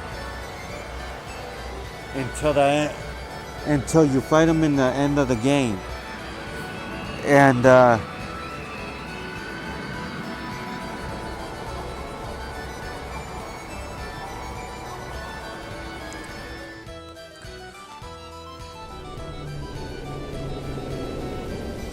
anyways, it hasn't been that long and my ears are already sweating. Let me take off my headset. Okay. I have to put the mic next to my mouth. It's okay because the headset's in my chest and the two mics are next to my mouth. Anyways, that's what you get when you're playing it for the first time. You get sidetracked easily, and even though you read the story, you're all going what, and what, and then you get parts and pieces about it. Now, part of the storyline, you could skip it, and if you skip it, you don't learn nothing about Zack. You don't learn about Zack because if you skip Gongaga, you skip Zack, and you could skip Zack. You could skip the story of Zack, and you don't meet Cisne. So what happened? Cisne's an original Turk. She's the first female Turk in the storyline, or not in the storyline, but not. I don't know if she's the first Turk in the Turks, the first female. She's the first Turk, and you befriend her, and when you're playing Final Fantasy Crisis Core, she ends up being a really good friend to Zack, and Zack asks her for a favor and makes her promise something. That's why you find Cisne in Gongaga. And you don't understand. I didn't really understand that was Cisne until, because I knew about Gongaga, and she starts talking about stuff, but I'd never made the connections until I played Crisis Core, and I saw the Let's Play in 2019 of the remake. That's where. Oh no, not the remake. It's the Rebirth. Oh my god, I switched the years and stuff. No, I saw the remake game play in 2019, and then when I waited probably just 1 week before somebody already played through the game of Rebirth, the second installment, and I downloaded it and I watched it 3 times in a row. It was a 24-hour Let's Play, so I was there sitting down watching it, and that's when I saw. I'm all going, whoa, it's Cisne. Because I recognized her right away because of Crisis Core. I'm all going, oh, that's Cisne. I know what she's talking about. She's best friends with Zack. And that's when I made the complete connection with Cisne, and that's when I played Final Fantasy VII again. And because I play this game at least 3 times, no, at least twice a year I play it. So right after I saw the third run through of Rebirth, I played this, and then I finished it, and I'm going, I haven't got my Final Fantasy VII fixed yet, and I played Crisis Core, and then I'm all going, yup, it's Cisne. I know it was Cisne, and I just got connected more and more with all the characters. I saw the storyline. They explain things more in the new installments, but still, the original Final Fantasy VII that I'm playing right now is better than the new installments. You could argue with me the whole day, all night. Nope. Uh, the installments aren't better than the original. The original is just perfect. You get you you connect with everybody in a way you don't connect with everybody if you first play the if you're a new gamer playing the installments for the first time, you get more of a connection if you play the original. Even though they explain more, no. Even though it's in 3D and you see more of the world, you still get more connected with the characters if you play this version. And the only thing that I was looking for when I was looking forward with the new installments, and I never got, was that I was gonna get to see every single thing done in 3D, and it was gonna be a normal RPG, but they switched the fighting system. And they extended the parts that were little. They gave more story. They put more story into it.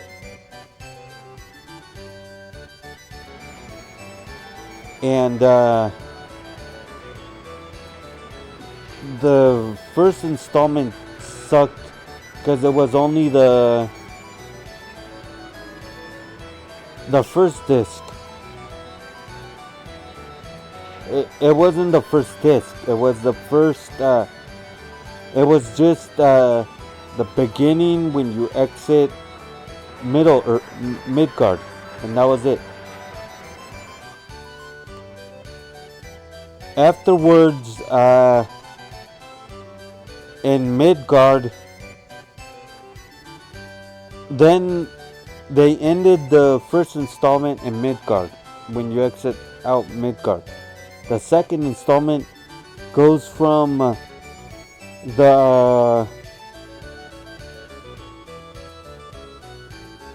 right up when they're going through to the calm. That's where it starts, and it travels till the death of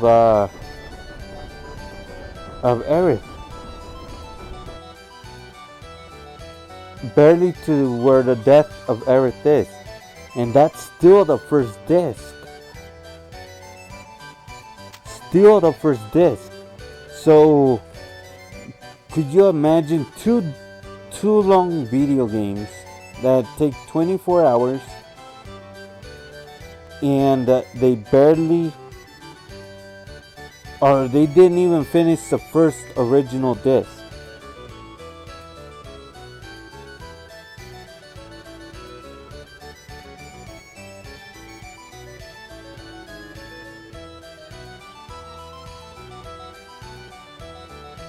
Because in the first disc, you switch it after she dies, so it's two large discs, 24 hours long for just one disc. There's gonna be, so what I'm thinking, it's either gonna be 4 to 6 more installments, because if it took 2 installments to finish one disc, in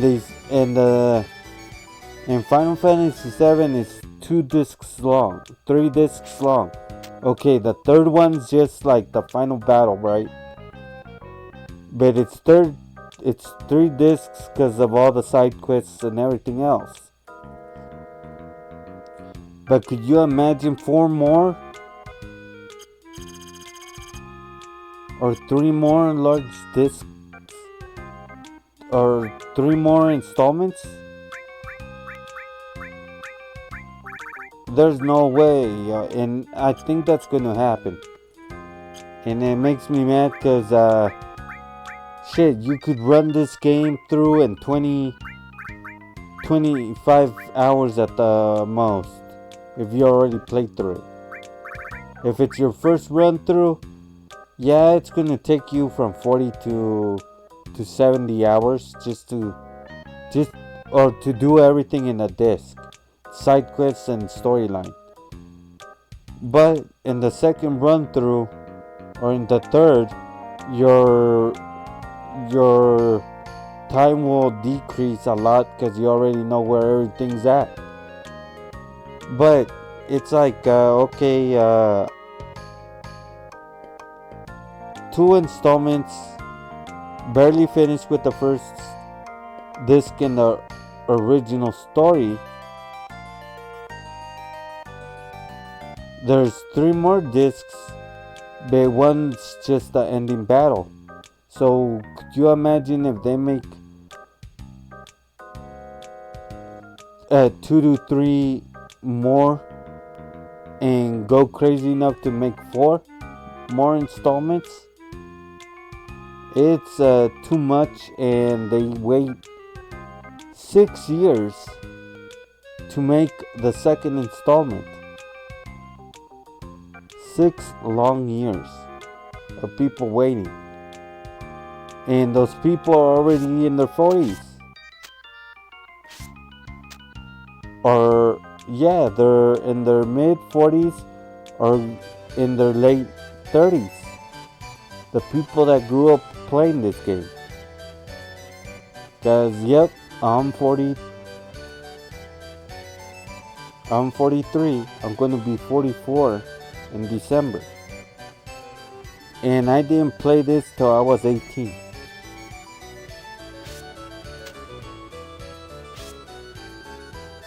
And like I said before, it just does it wrong.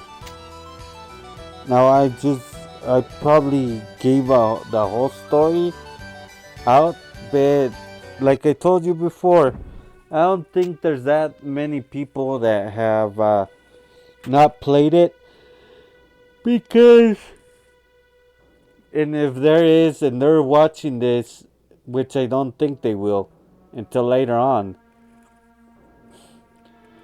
I don't think I'm really hurting it.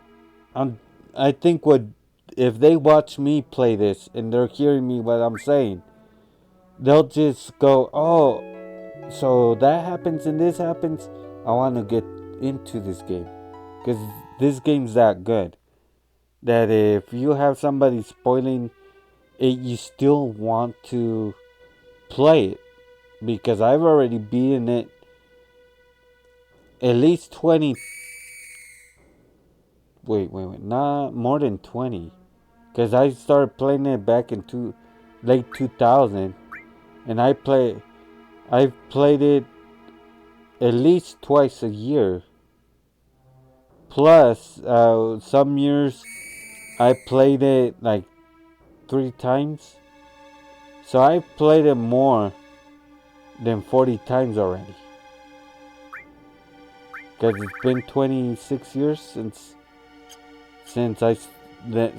when I started playing it. Anyways, let me change the conversation, because it's like you're hearing and you're getting spoilers, and if you haven't played it, which I really think you already have, because it's this game's played through or been released countless of times, and they even have the version for the Android or for the phone, right? And they re-released it in Switch, and in Switch it's a double pack. It's Final Fantasy 7 and Final Fantasy 8 because 10 and 10-2 is combo, a combo of it, and that's the one that I'm going to play for you guys. The remastered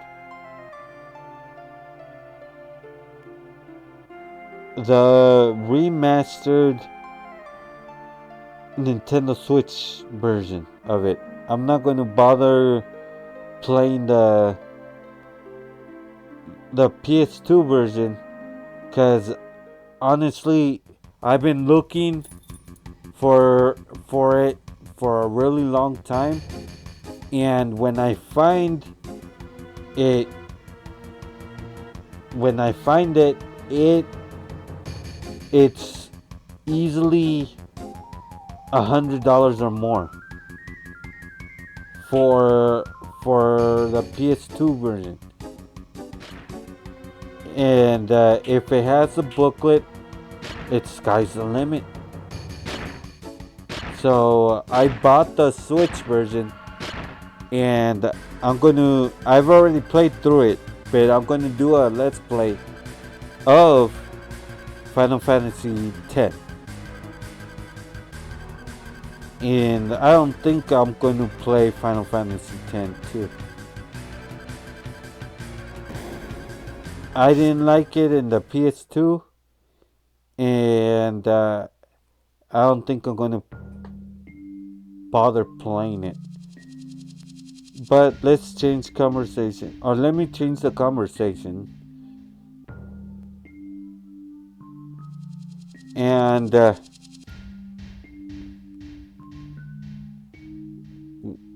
what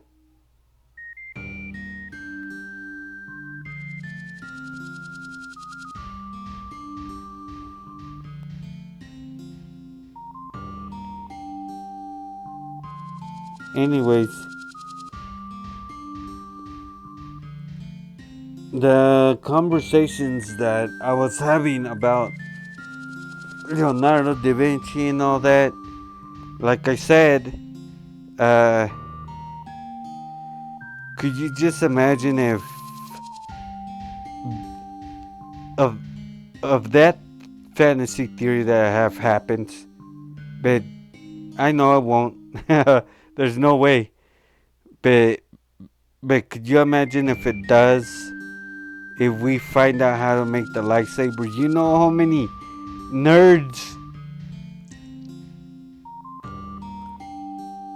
how many fans of Star Wars would want to learn how to use the lightsaber? We'll get so many people around the world trying to learn how to use it, how to get it to work, that we'll be able to build a whole entire freaking army of a bunch of people. And I bet you that would be like the new weapon of choice, and it would replace the gun, just like the gun replaced the sword and the bow in battle. Because in battle, they stop using the bows and the swords. They start using weapons, grenades, all that stuff. That's modern warfare. But could you imagine how many people would want to learn how to use it? How many people would give their right arm just to own a lightsaber? Shit, I know people that would give up everything they own to own one.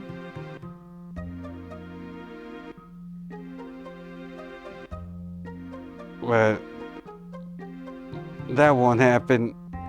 And if it happens, it would be really, really later in the future. Because right now, they can't, they still can't make it to Mars. They still can't colonize it, let alone.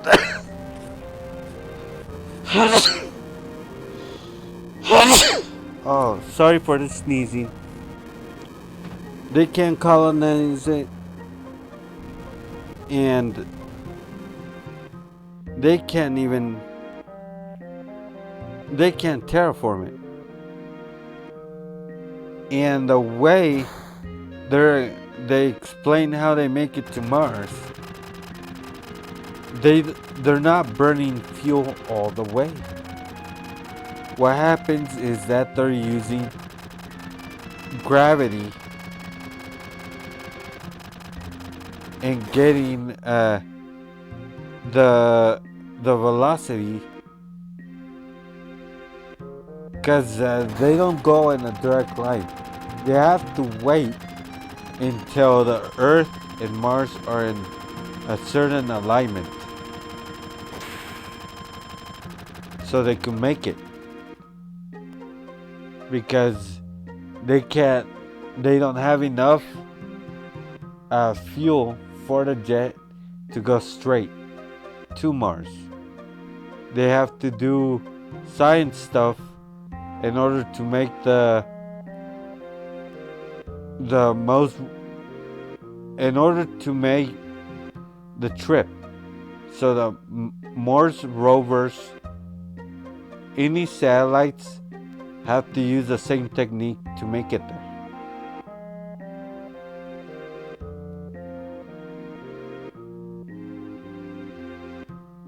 It still takes us time to make it to the moon. We've only sent satellites, and we've never sent people outside the moon, and they considered the moon landing to be fake.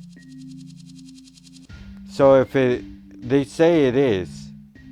So if it is, and they didn't make it to the moon until the Russians did or the Chinese did, that still puts more time, and it took them all those thousands of years from the beginning of humans appearing on Earth to now to make it to the moon.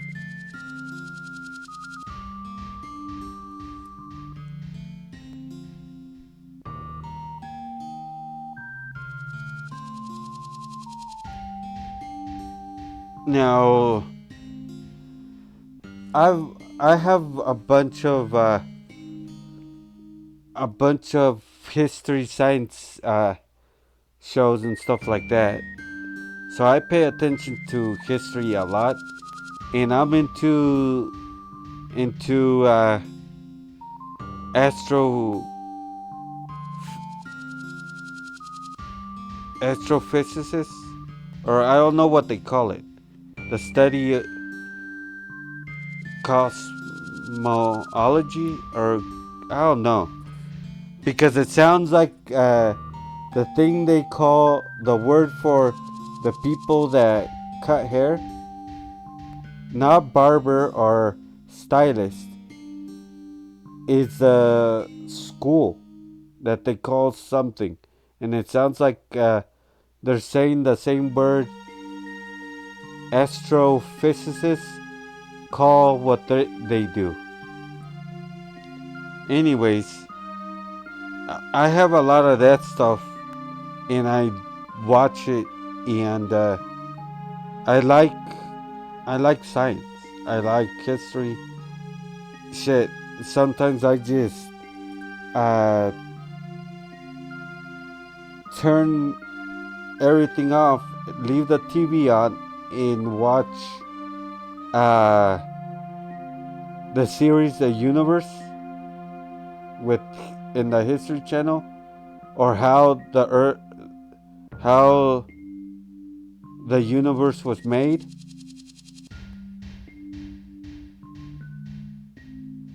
And I just kick back and I watch a lot of it. And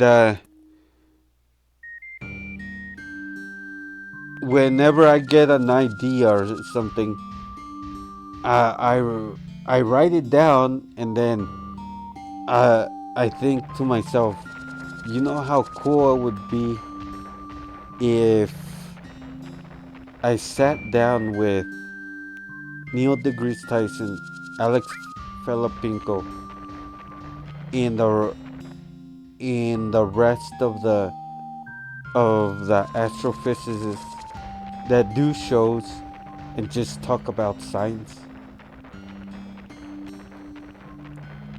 And it's funny because they say that mathematically wormholes are possible, but we haven't found a way to do it. There's things that are possible, but we don't have the work. We don't have the evidence that we could do it, but they're possible. And could you imagine if we actually find out how to make wormholes? Make it from one point of space to the other within minutes, seconds. You know, like Stargate, Star Trek, Star Wars, Battlestar Galactica, where they go into hyperspace. Now, could you imagine, like in Star Trek, when the guy finds out how to make a ship so fast, it's even fast in the wormhole, and he could make it battle worthy in the wormhole?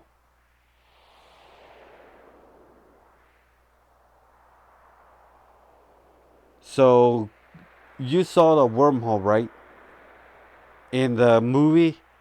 Well, in the movie was that the wormhole,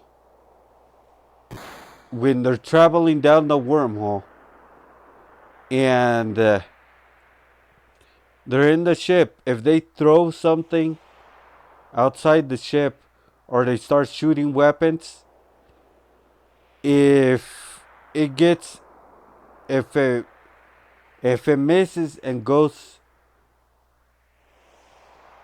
it doesn't hit the mark, it could end up in another point in space. If they're going through the wormhole and the ship gets shot at and it hits the side of the wormhole, it could end up in another point of space without them knowing where. And we only have those type of theories because of the movies and stuff. But they say that wormholes are possible. We just don't know how to make them. Now they say there's two people, right? One sitting down. Say there's two people, right? They're at the parking lot in Walmart.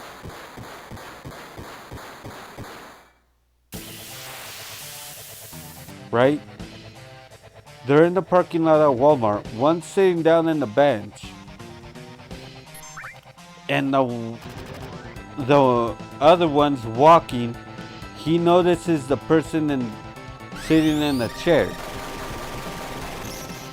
And he says, "Hi, how are you doing?" They recognize each other.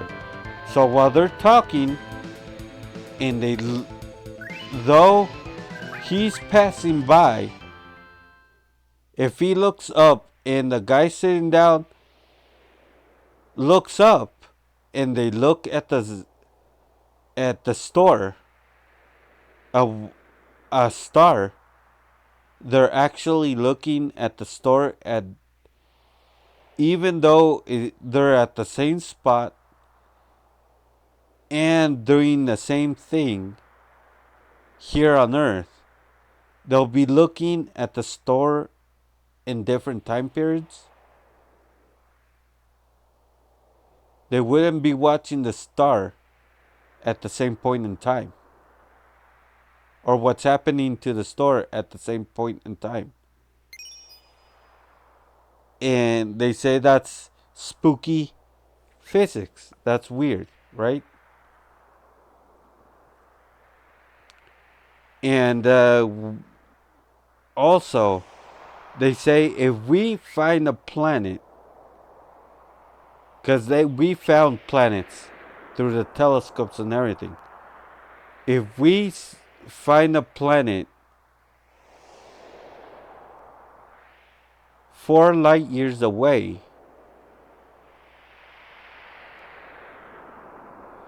and say when we're looking at it,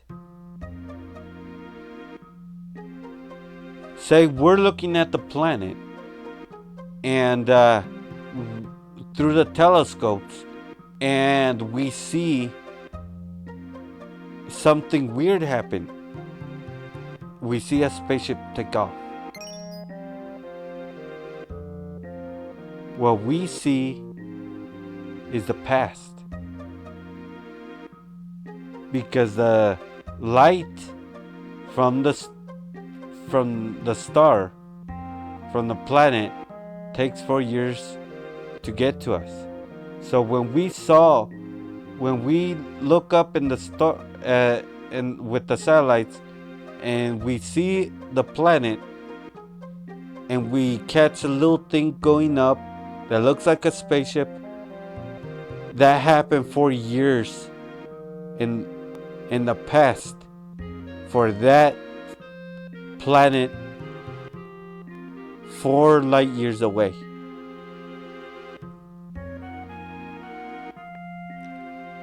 So we're watching the past when we look up in the stars, because it takes all those years for the light to make it to us.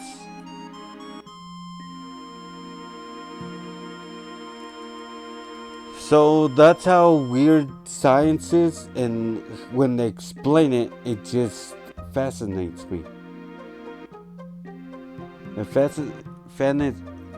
It's like a fantasy story, but it's reality, and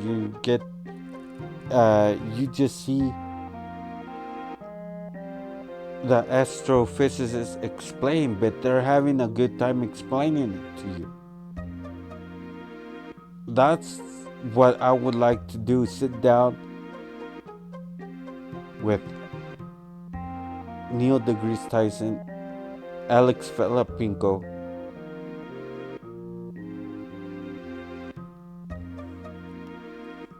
and everybody else, and talk science. Because if you talk science, you'll start getting ideas.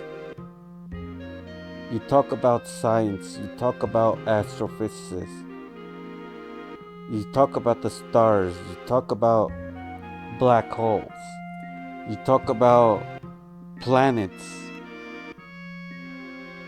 comets, things that are happening outside in the universe. And you start coming up with ideas.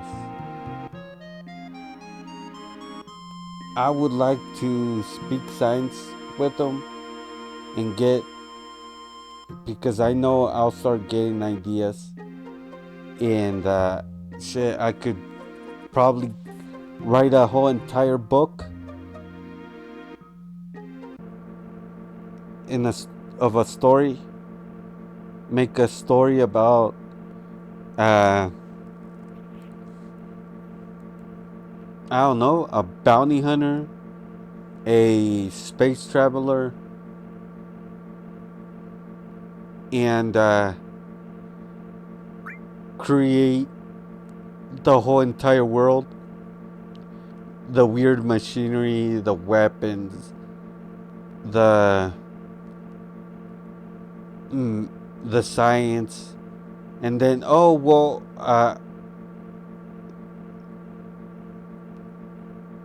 it's happening in the thing, but how do you know it will? And I'm all, well, how can it happen if it's a story, right? But it's a story, and you can make stuff the way you want. That's what science does. When you hear people talk science and you start thinking of either stars, you start thinking about civilizations. Could you imagine how scary it fucking will be if we find out that we're the first civilization? You know how scary that would be? Because if we're the first civilization, just think about it. It would be led to us, to the human race, to terraform a planet,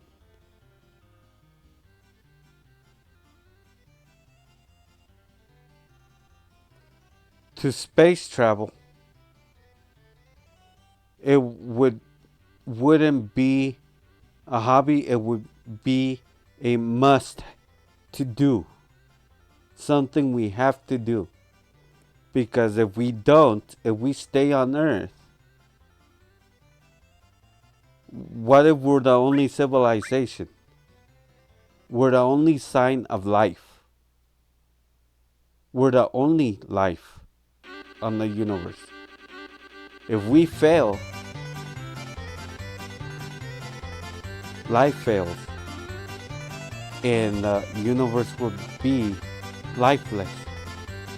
No life, no intelligent life.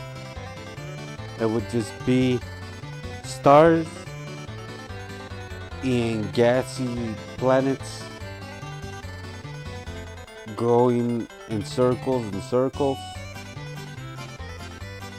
Nobody would be able, there wouldn't be any type of storybook after us, because we would be the only intelligent life.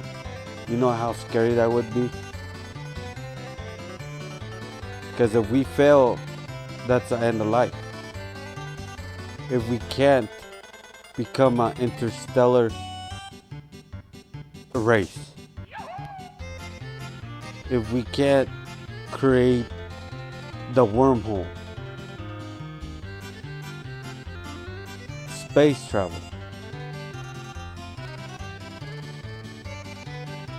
if we can't leave the solar system,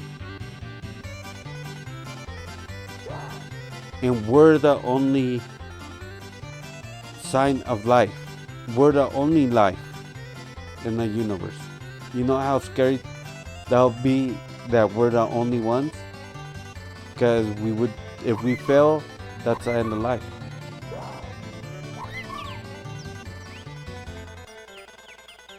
Nobody will be around afterwards to say, oh, remember them?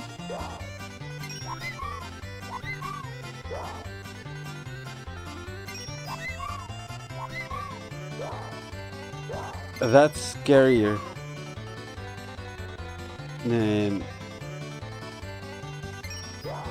than the terrifying uh, things we hear planets are capable of, that you can't walk in them because you'll be fried, you'll be crushed because of gravity, because of gas, because of lead, rain, that you wouldn't last long. That's a lot scarier than all of that. To know that we're the only ones.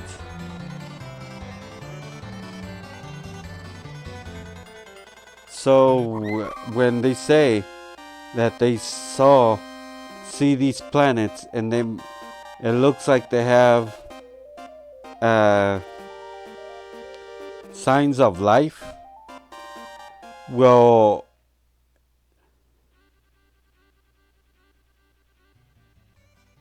if they tell you how many light years it is, what we're seeing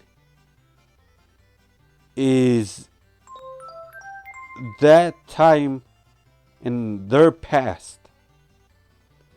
So if we find a planet 8 light years away, and we, like I said before, we're looking at the telescope, and we see a little ship fly out, and we see the little ship fly out. We saw that happened 8 years ago. From the point that we saw the ship, that was 8 years ago. Because it takes 8 light years to get here. If they say it's 8 light years away. So could you imagine if they read or they've light and radio waves, sound and light travel in different speeds. So if they hear what's happening in our planet,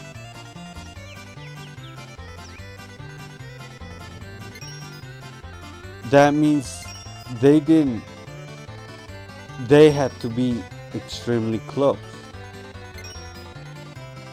I would say outside the the galaxy, or not the galaxy, the solar system.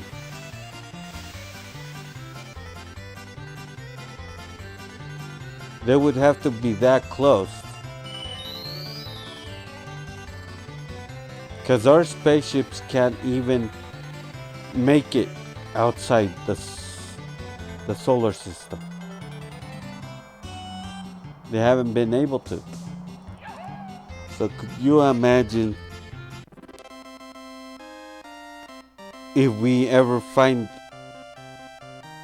a way to travel through space in wormholes, show up there within minutes, within seconds?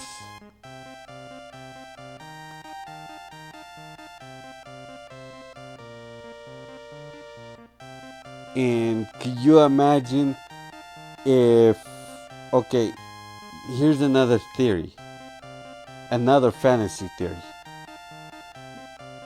Just let's say it's a fantasy theory because it's not true. It won't happen.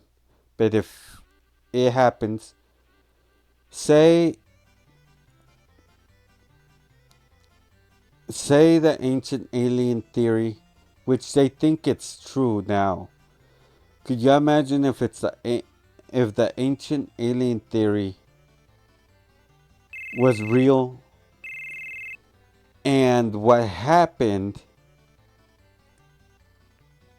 in the time of the Romans, the time of the Greeks, in the Chinese Empire, the Egyptians. Okay, say that happened, all the Atlantis, all that, the the Olympians were actually astronauts that came down, like in the movie, right? Say say they're aliens, they're galactical army aliens, and we defeat them in a battle. The battle is forgotten, and they hightail it out of Earth, and they're the planet they're from is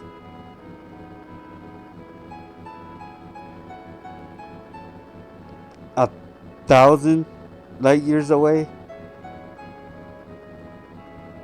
or 500 light years away. So if they took off,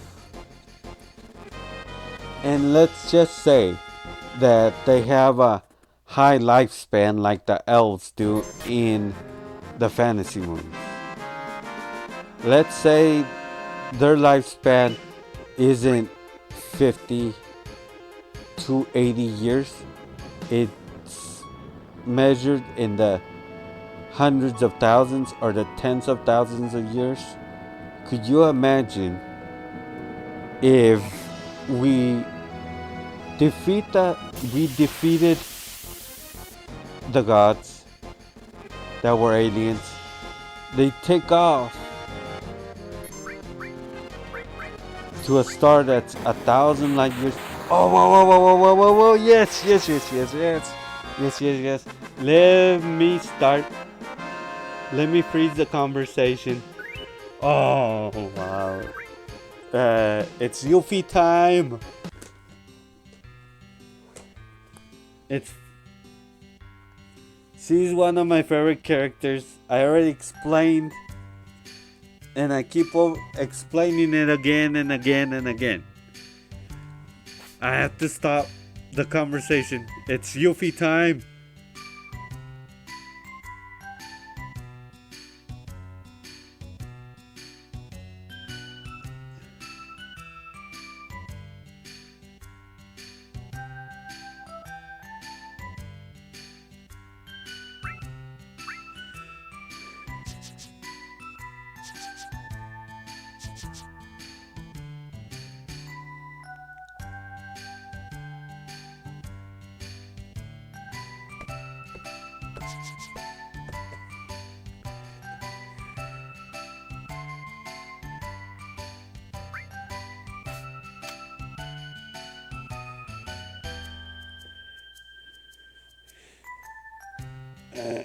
Yeah, I got way into the conversation.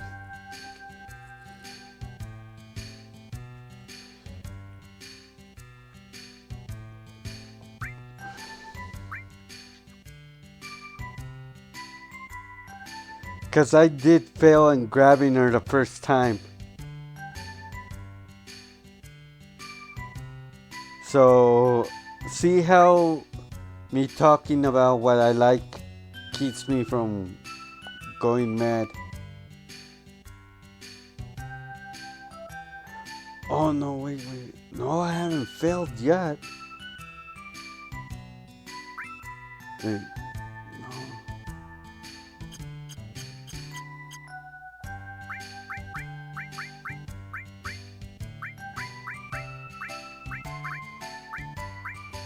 no.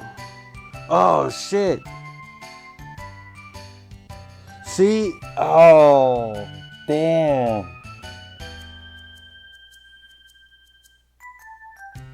I do apologize. I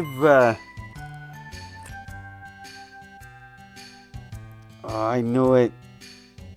See, that was probably the first time I played through it, and I was too hooked up in the conversation.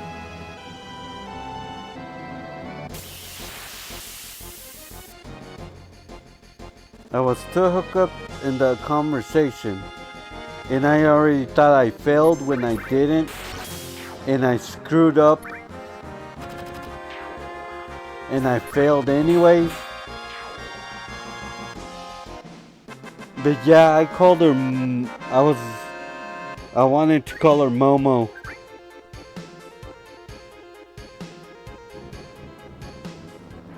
I forgot you're not supposed to name her right away. You have to make her beg to follow you.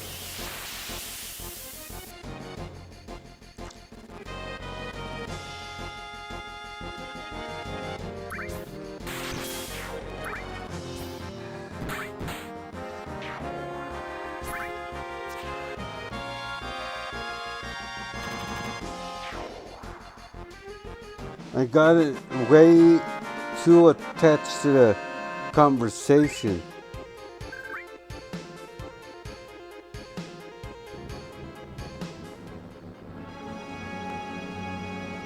Shit. Oh, she comes out quick. See, I think that's Gangaga.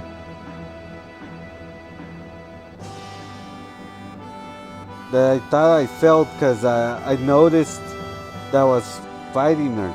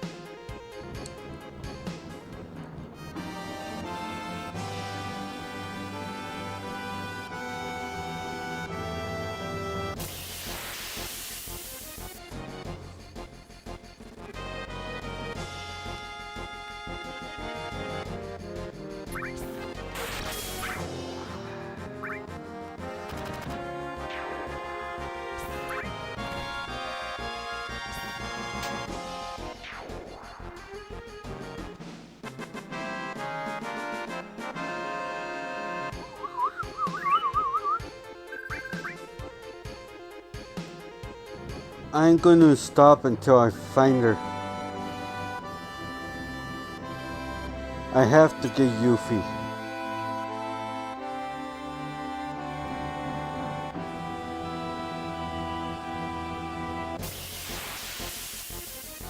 Consider it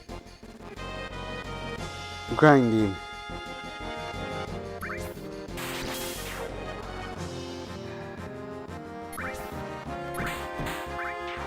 I'm not going to press pause in the recorder. I'm going to do all these fights until I grab Yuffie.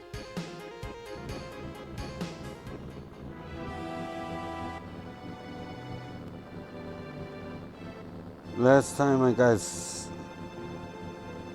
got sidetracked and I was too into the conversation.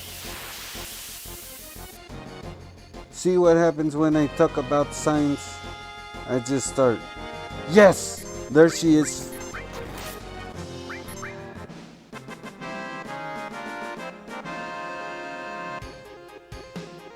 Come on, don't screw up. Don't screw up. I don't have the guide, or I'm not going to go into game facts or anything to try getting the how to. I want to do this like if it was a blind run, but it's not a blind run. I know how to get certain things, and I just I want to get Yuffie.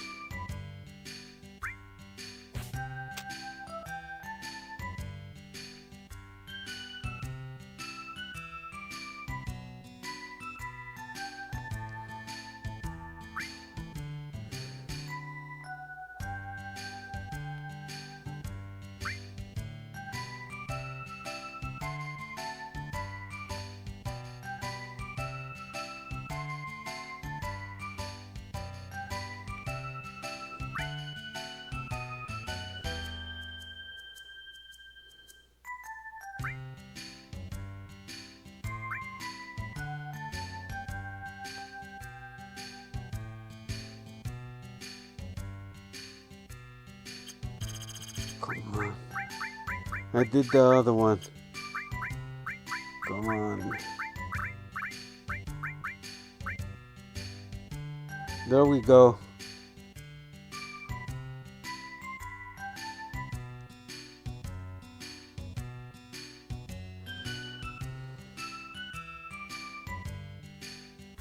Finally.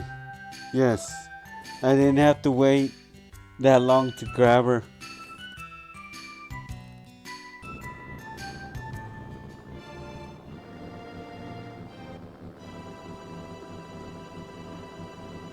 Oh, I don't really like this. It's Cosmo Canyon or Red Canyon, or I don't remember the name of the place. I just don't like it. It's boring. Okay, I do apologize for what I'm about to do. Please excuse me, but I'm going to do the Red Canyon off screen. There's a reason for it. This is the only part in Final Fantasy VII I do not like. I don't know why I don't like it. I can't explain why I don't like it. I just don't like it. Let me pause it. Okay, back again. Apologies, but I really don't like Red Canyon, Cosmo Canyon, whatever you call it. I don't see why they put it into the game. Now, it would have been more realistic if the old man was in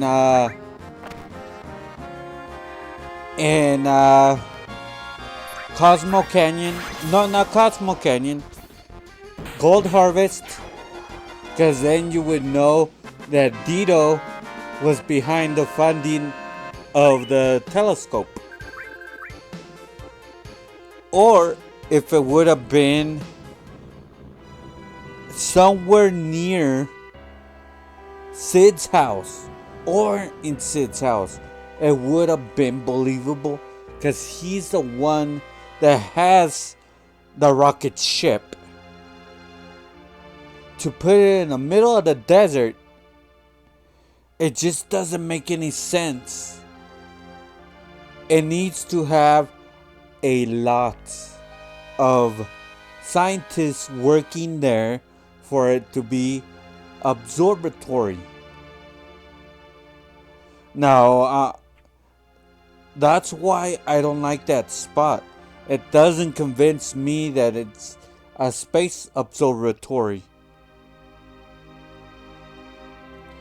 I know where the big ass telescopes are, but still, you need to have a team of highly educated scientists or mechanical engineers to be able to run that thing. Why? Because the telescope's supposed to be a high piece of machinery. It doesn't make sense for it to be in the middle of the desert.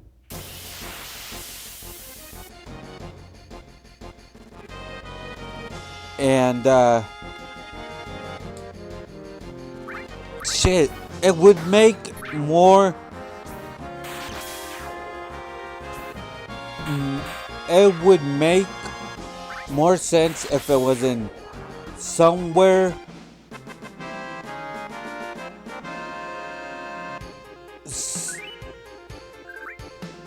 in the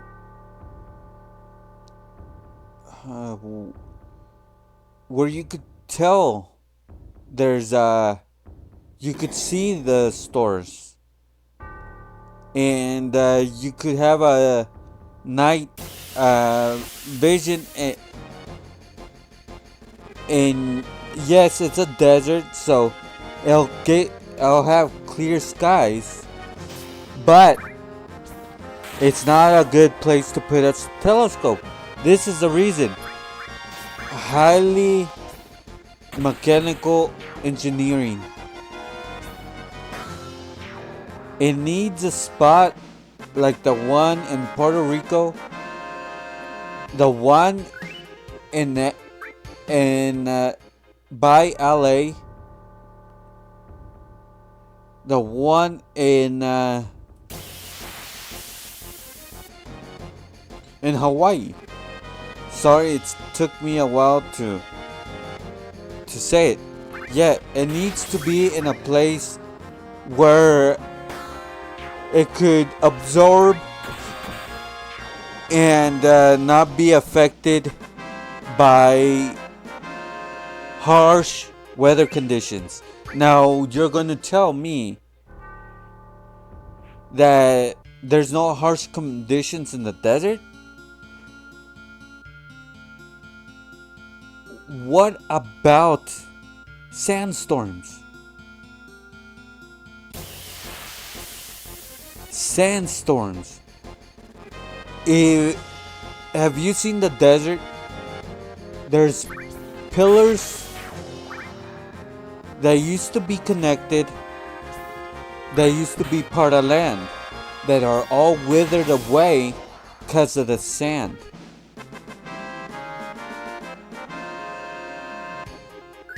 What happened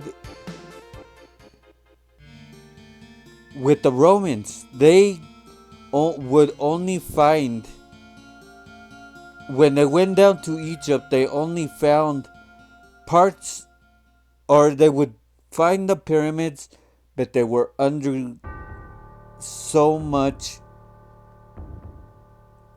sand that they were forgotten, because even to the Greeks and the Romans,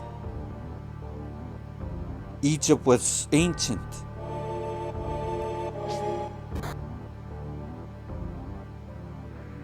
See how he always throws something, or he gives you something?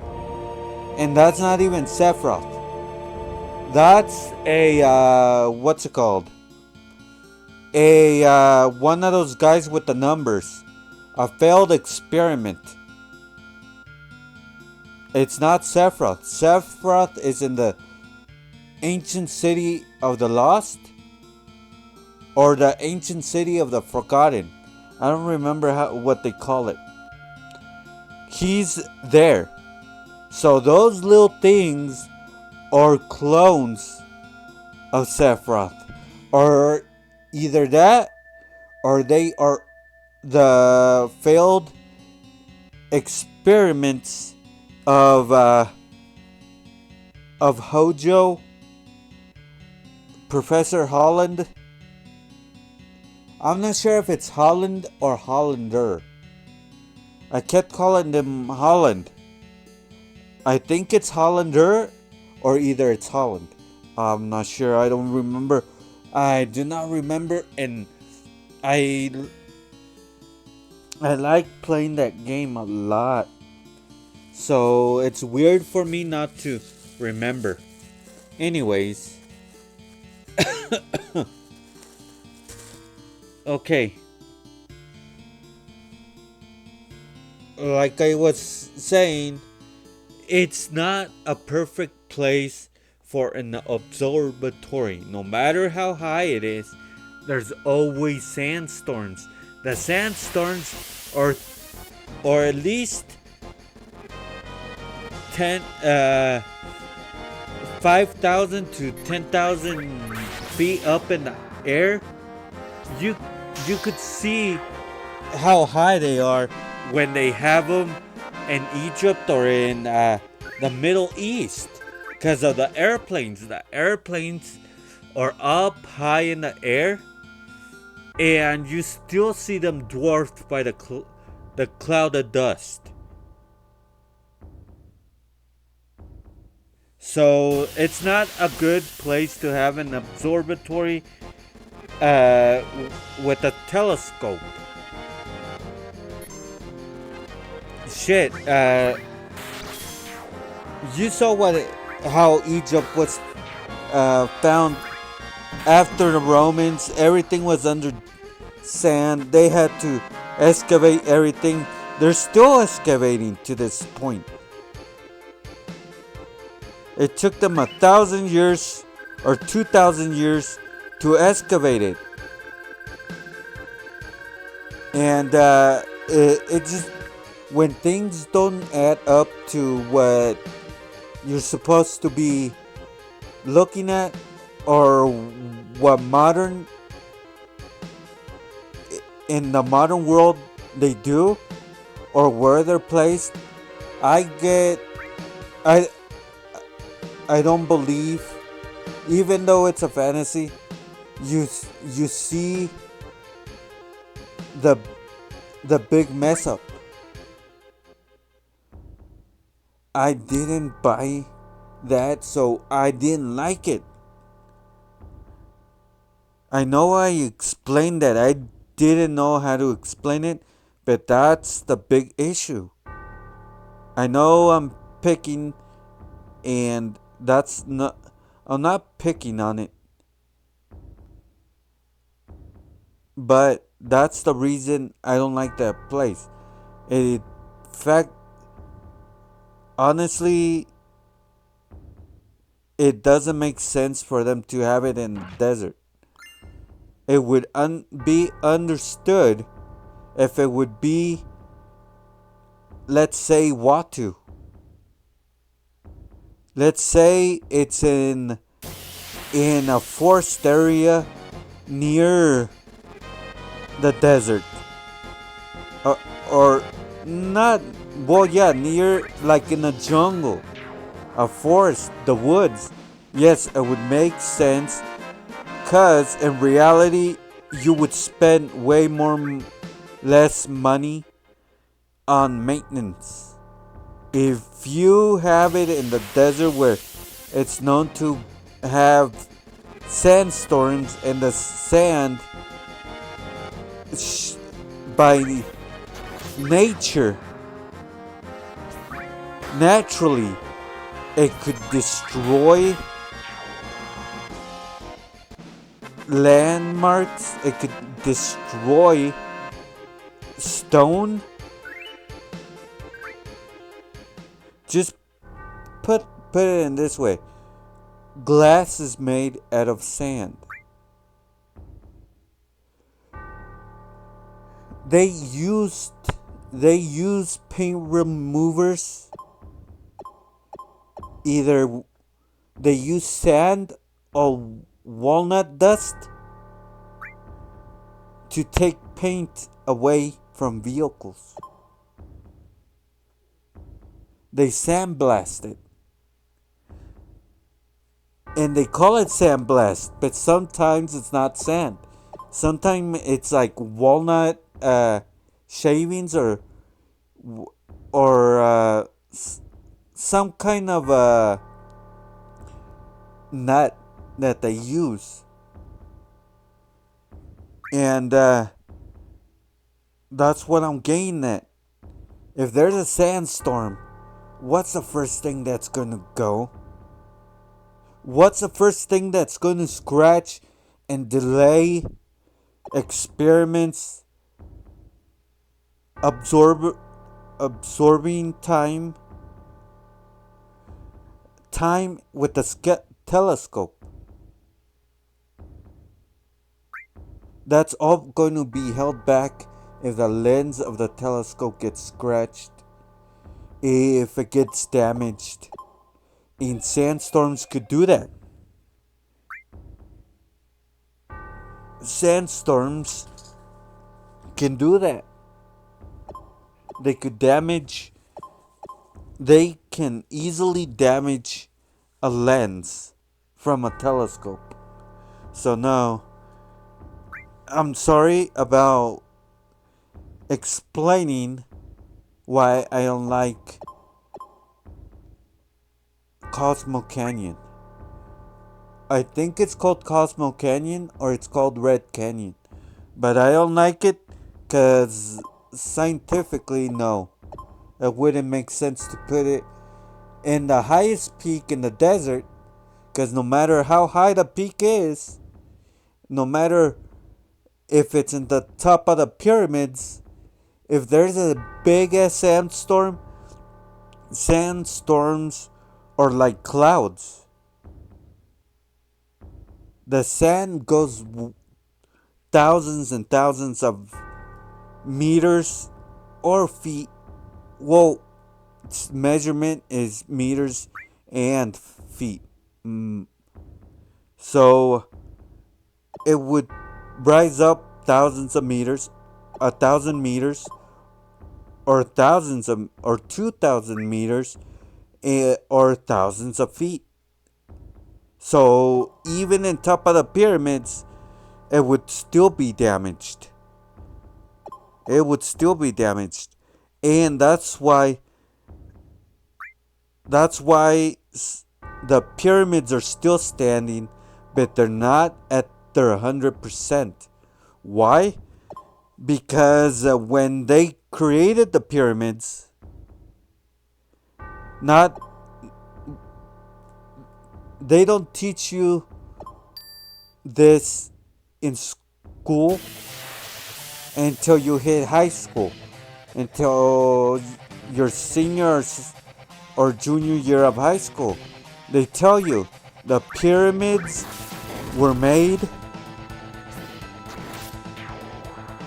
They don't know who actually made them, except that they were Egyptian. They tell you how the whole pyramid was cons- or they don't tell you how it was. They just tell you it was constructed in that form, and that before, when they finished making it, there was a layer of limestone, or a lime uh, or a layer of cement covering the whole pyramid. Like the buildings of today, when you introduce sheetrock, or when they're making stone building, or when they're making, not stone, brick buildings, they use a mix, like a cement mix, and they make a mix, and then they put in the color, and they cover the building up. That's what the Egyptians did to the pyramid. With time, all that withered away, and it was nature that withered all that away. It was the sandstorms. Not only the sandstorms, the heat, the cracking, the sandblasting, the water. Because water could destroy things if it gets into the cracks. Water, if it gets into the cracks in, let's say, in Canada, right? In the roads, if water gets in the crack and it doesn't have a way to dry up or come out when it's winter, the water becomes ice, so it expands and cracks the road even more.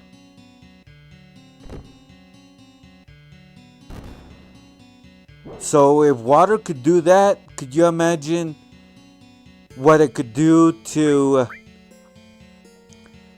something in the desert?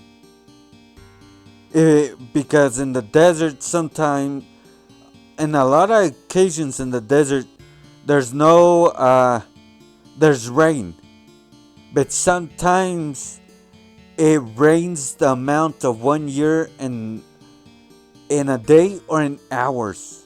So there's rush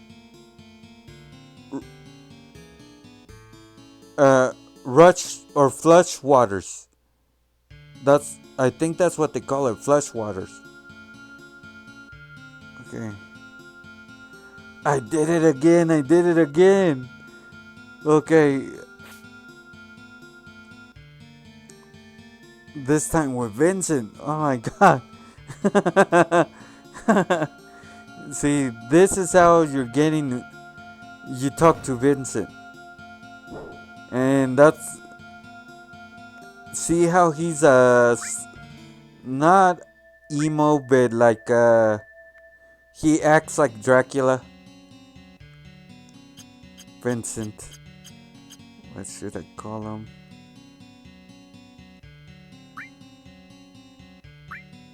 I don't have a name. What should I call him?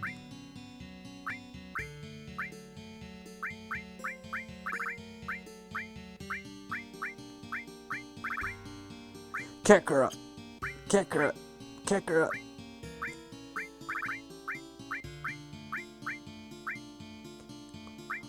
I didn't spell it right, but you know the meaning. Kakarot. Because there's an I there. Somewhere in there. Kakarot. If you know Dragon Ball Z, you know who I'm talking about. And since he has black hair and he's wearing a red suit or a red shirt, I'm going to call him Kakarot. Level 4.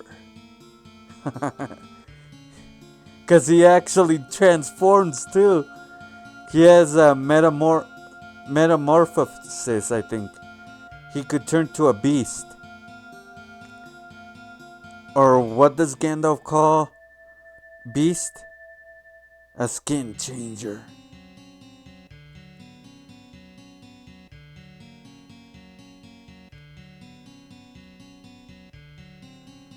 Oh, this song's so kick back.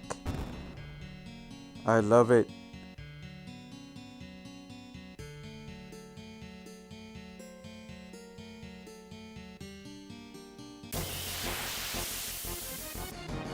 Fucker right into a battle. Bats. I hate bats. Except for Batman.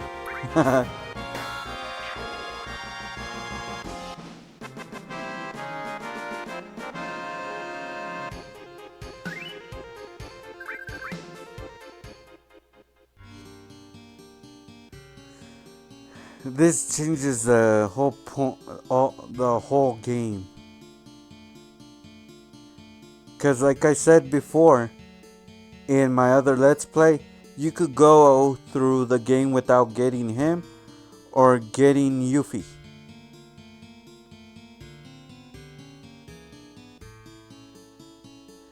He wants to kill Hojo too. He has a story with Hojo.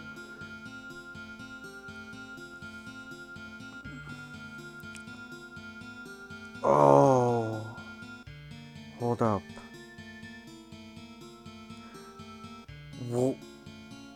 He used to be a Turk, I think. I'm not sure. I have to look up his story. Because I don't remember if he explains that he used to be a Turk or he was with somebody like Turks. Because if he is, he might be one of the guys that picks up Genesis in the end of Crisis Core. Because he has a story.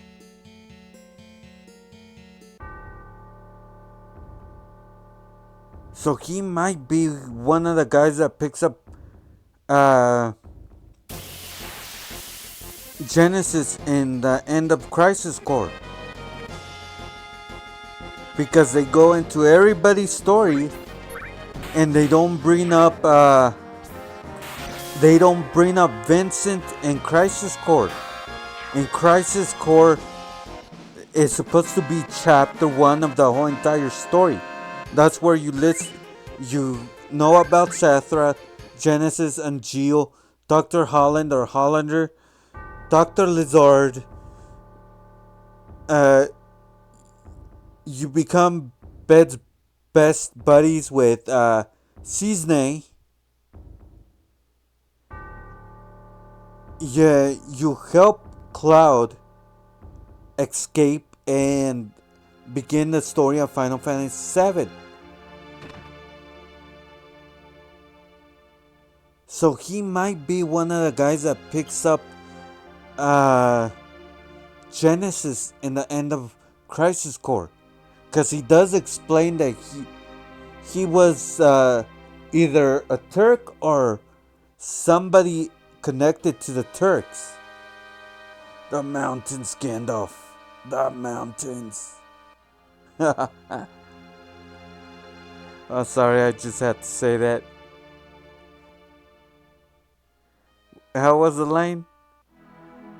I want to see the mountains again, Gandalf. The mountains.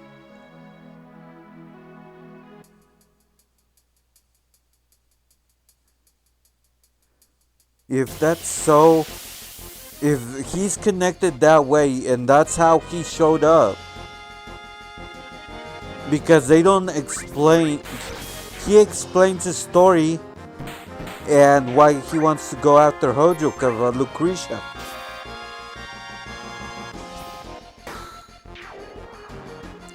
But they don't say what part, who he's with, if he's a Turk or another agency like the Turks.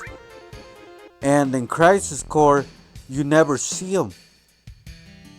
You never see him. He's not with Song, Reno, or Rude, or with Cisne. In Elena, she's not a Turk till this game. You don't run into her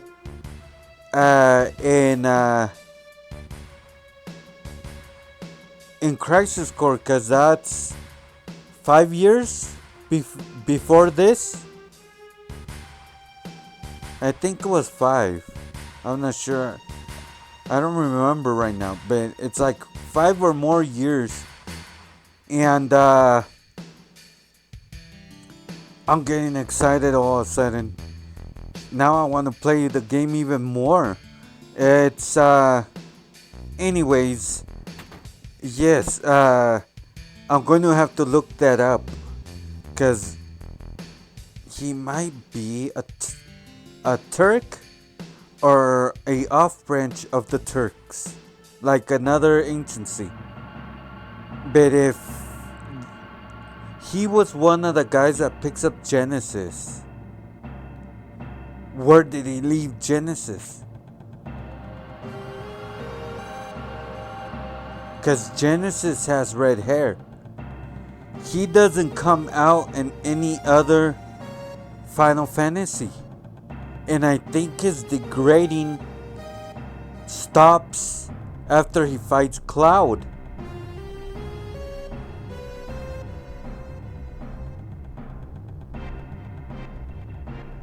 Shit. This raises a lot of questions.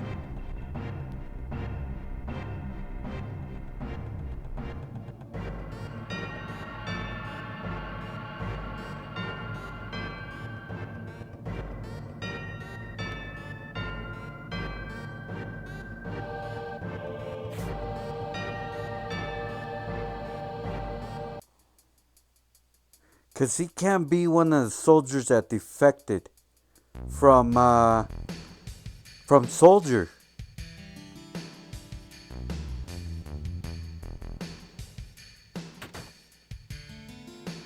Because Sephiroth isn't a Turk.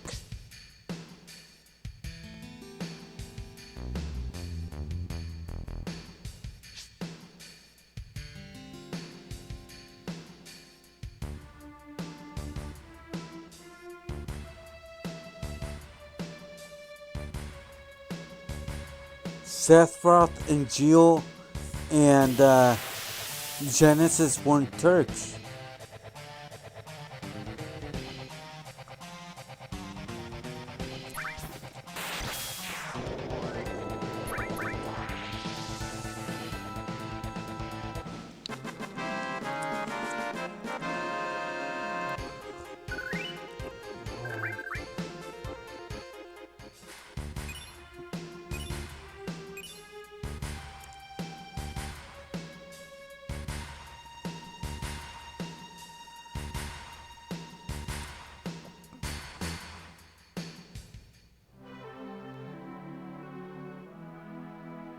The mountains, Gandalf. I want to see the mountains.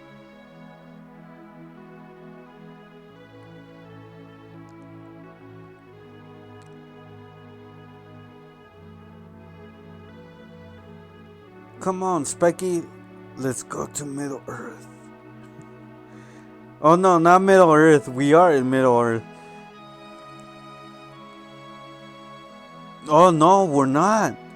Middle Earth would be over the on the side where Midgard is. We would be in the land of the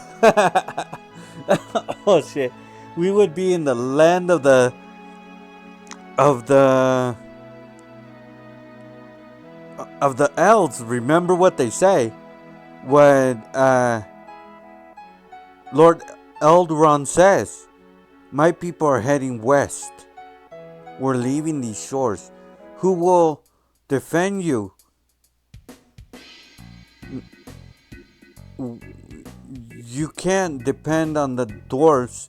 They only care about themselves."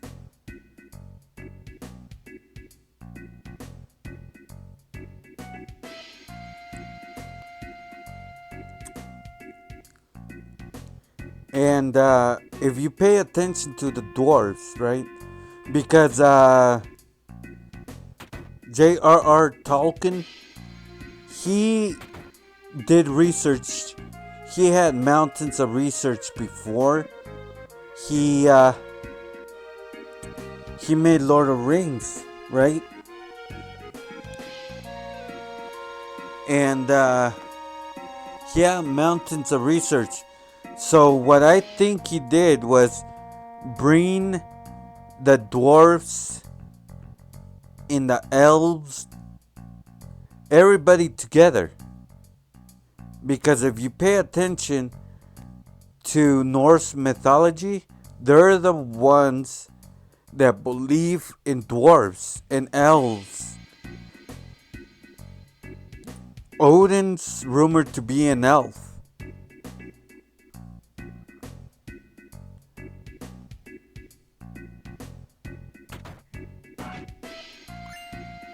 Right?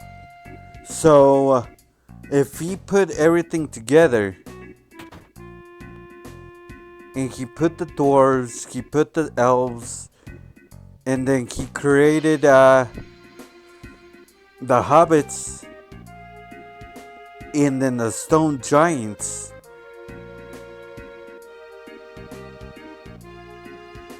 the wizards, all the thing he did, I think he connected every mythology together to make Lord of the Rings.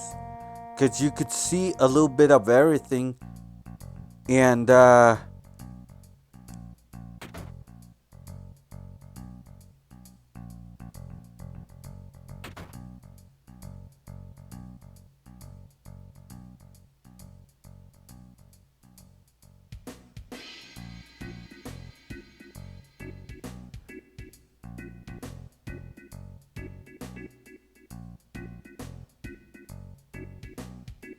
yes. Anyways, he connects everything together. And I honestly believe that most of the video games today are driven from, they got the roots from Lord of the Rings. It got their mythology from Lord of the Rings. Because look at Final Fantasies, the Final Fantasy franchise, and you have monsters, you have rock monsters, you have wizards, you have Cirrus, you have witch doctors.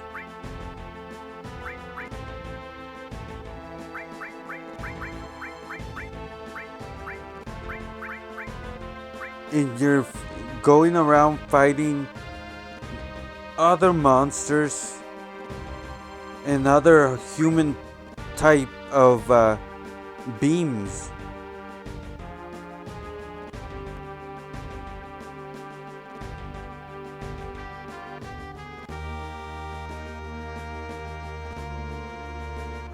Not only did Final Fantasy do that, Valkyrie profile, but Valkyrie profile, Valkyries are Odin's maidens that go pick up the dead and take them to Valhalla.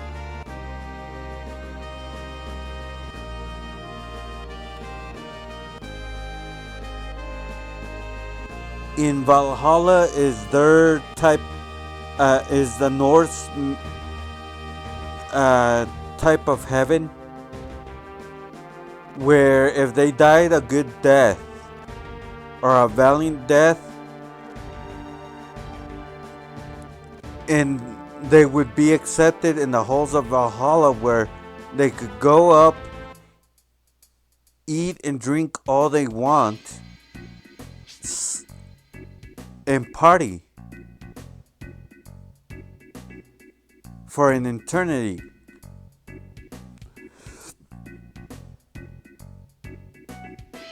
So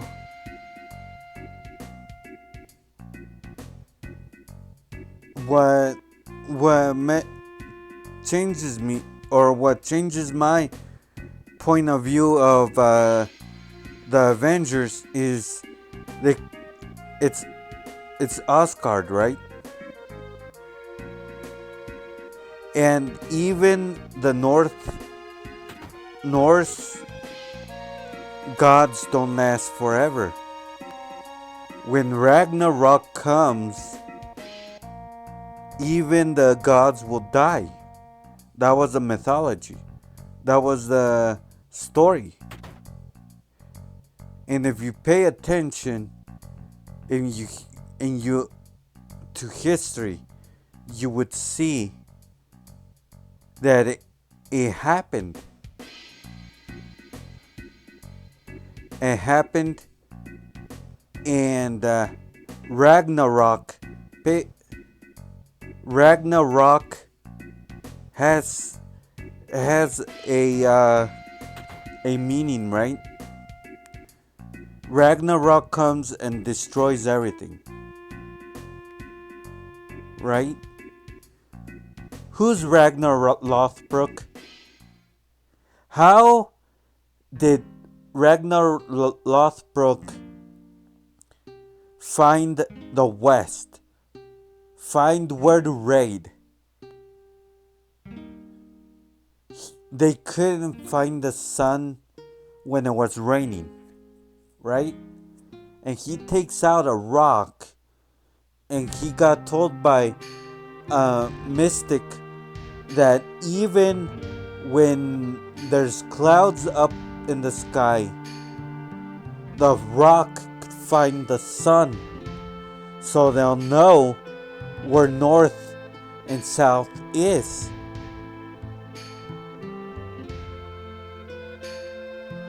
So I believe what they staged as Ragnarok was the rock that Ragnar Lothbrok used to go raiding. And what happened to the North mythology after they raided? They were around the time of the Romans. So they fought the Romans. They fought Charlemagne, I think. I'm not sure. I think it was Charlemagne. They fought the King of France in Paris when Paris was a island, and there was the river of Paris around it.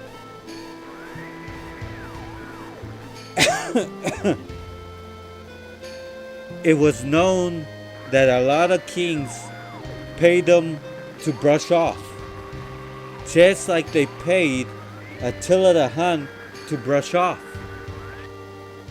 And then they thought that was the end problem, but they showed all the wealth they had.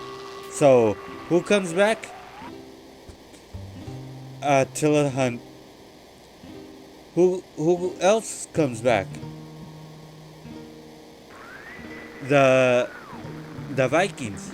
Now, what happened there? That I'm saying that it was the mythology was Ragnarok would come and destroy everything, and even the gods would die, and that's what happened. Ragnarok broke, found a way to travel through the ocean while it was raining, while it was cloudy.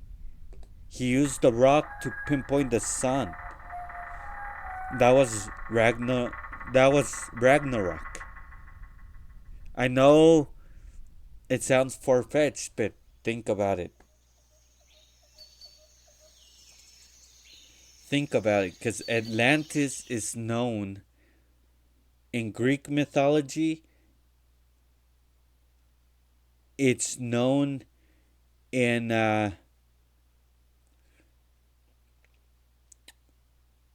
in Roman society, and Mount Olympus is an actual mountain. It's an actual mountain in Greece. The thing is that Mount Olympus, I think at that time, was considered the highest peak in Greece.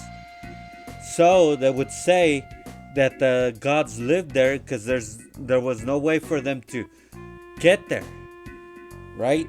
Just like they believed that a volcano was the entrance to hell. So when a volcano went off, they didn't see it as a natural disaster. They saw it as the gods getting mad. They they saw it as Hades throwing a fit and getting ready to destroy. They saw it as the god Hephaestus getting mad and and uh, getting annoyed, right? They saw it as the work of the gods.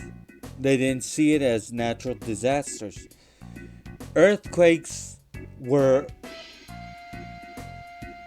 were related to the god of the sea, Poseidon. When there was a thunderstorm, oh, Zeus is mad. When they saw a volcano going off and there was a plume of smoke and there was lightning, oh, somebody got Zeus and Hades mad. And they're going to destroy the city. That's how they saw it. They saw it like it was the act of the gods, not an act of nature.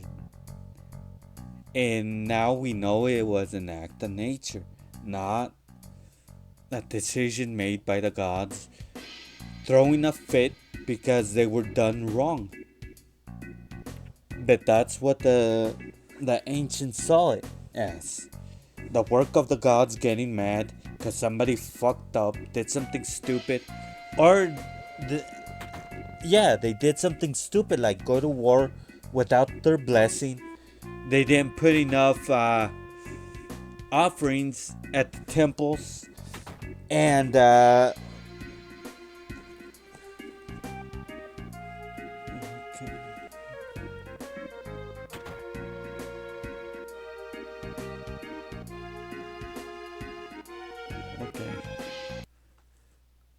I'm going to pause the emulator. I'm pausing the emulator, and I'm going to pause record because I'm going to go take a bathroom break. It's been 3. It's been almost 4 hours. I do apologize. Let me go take a quick bathroom break and pick up something to drink, and I'll be back. You won't. You. I'm not gonna make you wait. As soon as I do everything, I'm gonna press on pause, and it's gonna look like I never did anything. Okay, I'm back again. Oh shit. Yeah, like I said before, uh, I just went to the bathroom and grabbed something to drink. I know it didn't seem that long. That's because I paused the emulator and the recorder at the same time. I found out how to do that. And,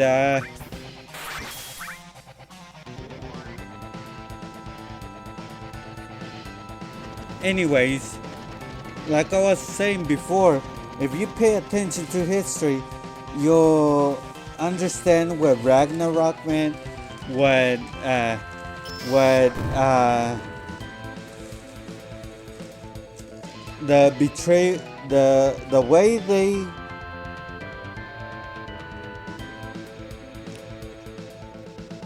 would say natural disasters happen were the act of the gods.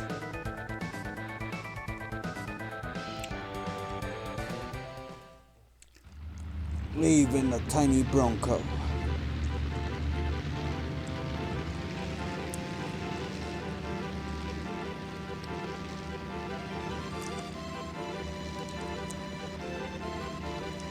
Okay, what I don't get here.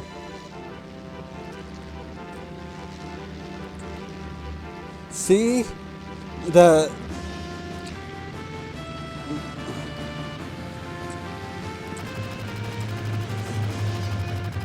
cockpit of the tiny Bronco is empty. So how the hell are they flying it? There's no remote control.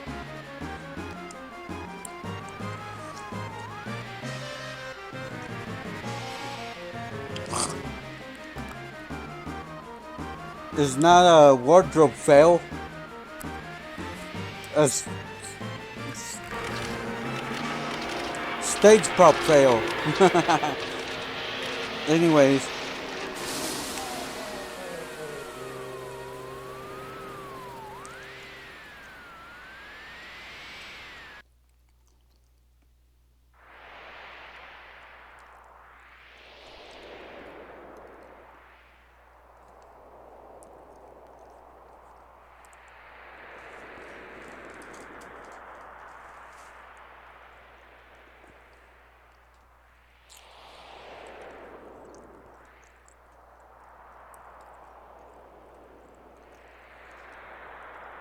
I remember back in the days when I would see that water and think those were the most amazing water graphics anywhere in video games. And right there, it looks like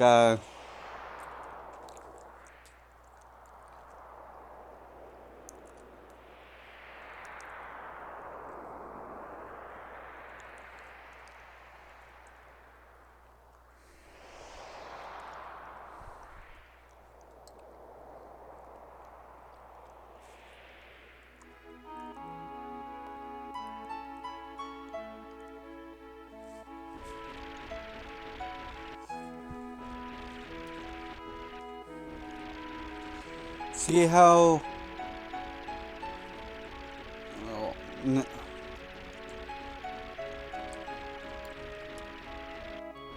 have to go find places and stuff like that. I'm not going to pause it because it's not backtracking. It's part of the game.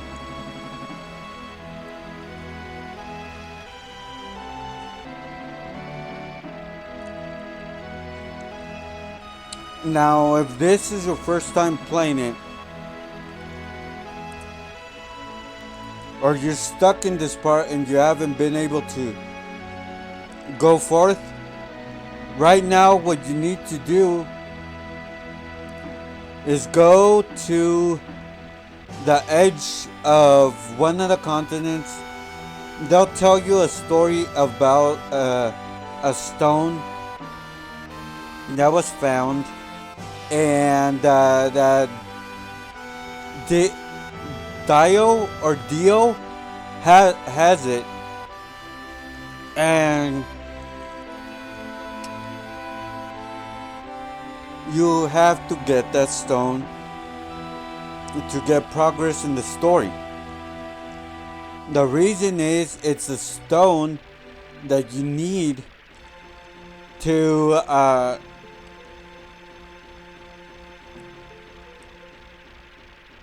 get to the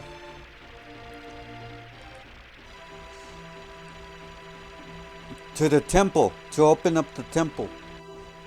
And then after the temple, you see that Aerith disappears. She's at at the city of the Forgotten, or the Forgotten City, or the Ancient City.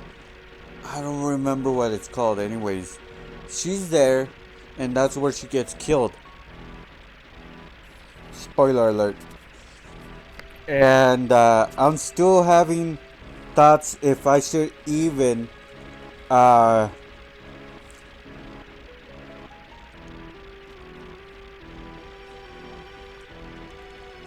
if I should even put that part in, but it's a game. I think I'm just gonna end up turning the mic off because you'll hear rage. I know you will, because I get mad every time that scene happens.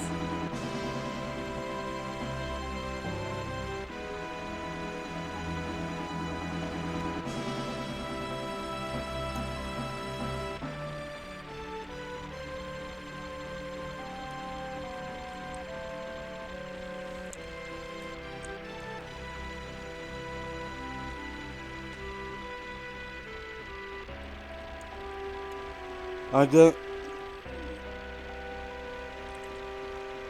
sorry, I was checking my phone. That's why it looks like I'm not doing things correctly, because I'm using the joystick. I'm using a Logitech controller. So I'm using I have my phone in one hand and a controller in the other one, and I'm using one finger to do everything. Or I'm using one hand to do everything.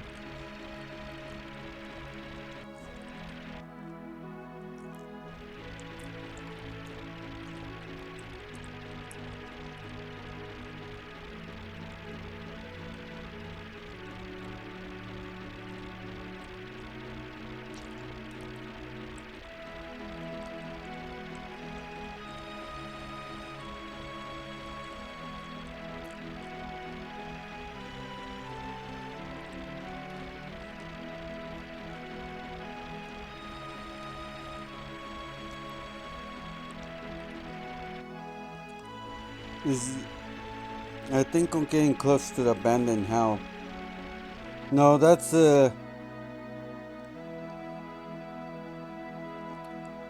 no, don't go in there.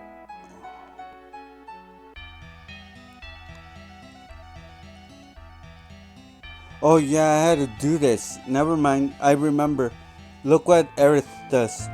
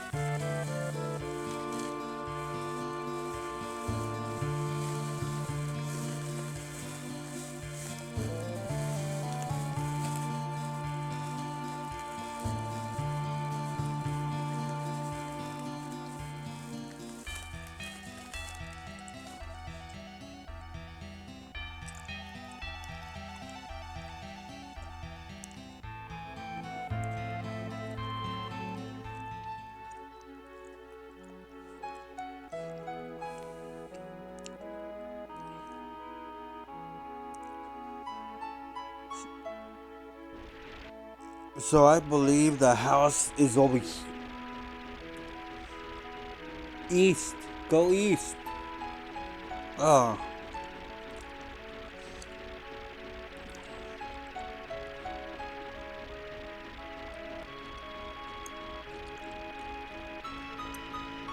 That flashing light, that's the little car that you leave behind.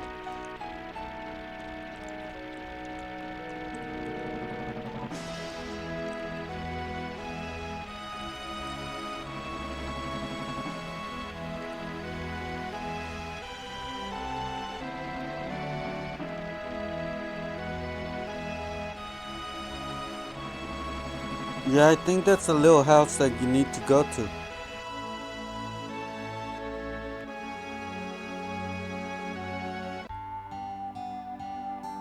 Yeah.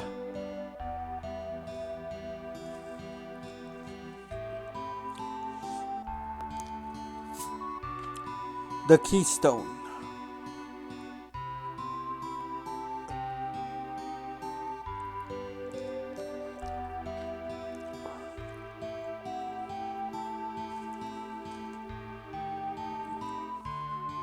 Anyways,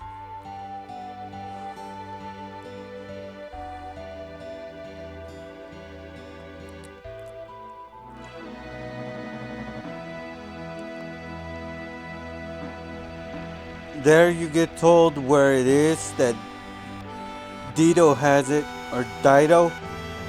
I can never come up with his name because it's D-I-O. Di- Dio or Dio. I'm probably saying it wrong the both ways, and they're it's some weird pronunciation. The game is Japanese. And who would name their character Cloud?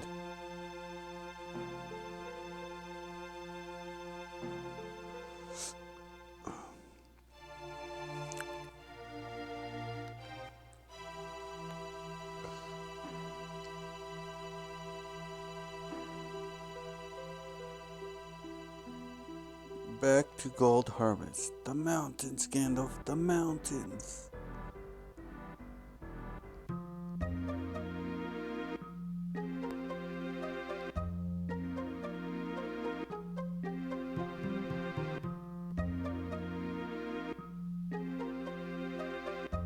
Gold Harvest.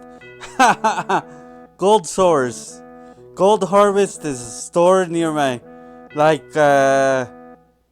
I think like 10 miles away from my parents' house. I was calling it Gold Harvest. Gold Source.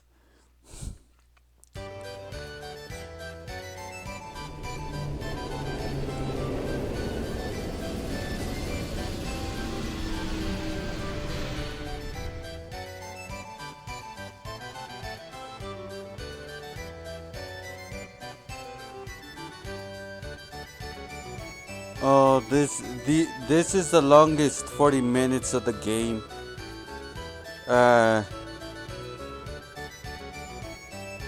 That's usually what it takes, like 40 minutes for it to pass. And I don't really like it. I'm getting annoyed by the music right now. So I'm going to take my headset off, put it in my chest, and put the microphones next to my mouth so you could see me play this part through without the music.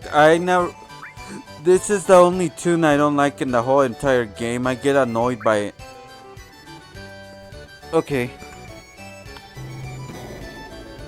Headset's on my chest, and my two mics are next to each other, next to my mouth. Now, it's probably the longest part of the game that you want to end quickly. It's just annoying. So what I'm going to do I'm going to go and practice this.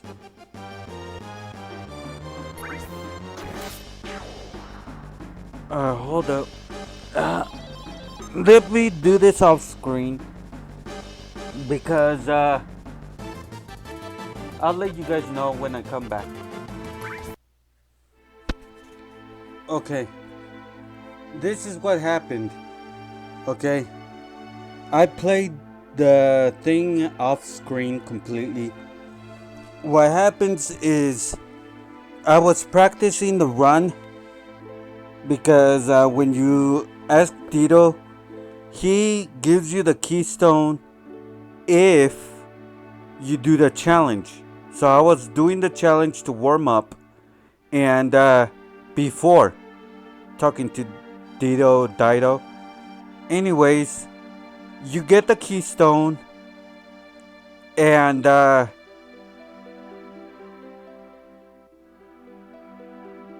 called him Spy. Anyways,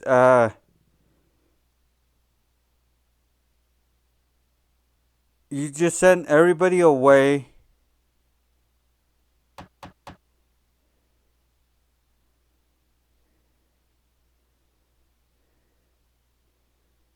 Wait.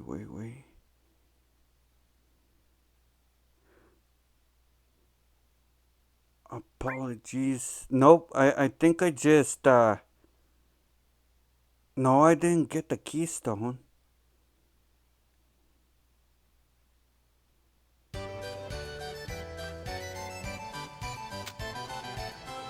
No, I think I just did the thing, I believe. Because I know right after the keystone, or right after after you get the keystone, Katsit, who I named Spy, gives it to the Turks, and you catch them in the act.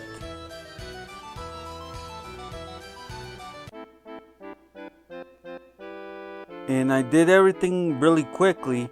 The thing is that I've played this game so many times, I'm gonna cut this part out. Apologies.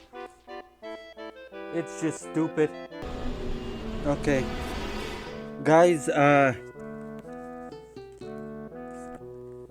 just took out the keystone. It's just annoying to be in gold source for a long time, and all I did was go in the date afterwards. I went to the date with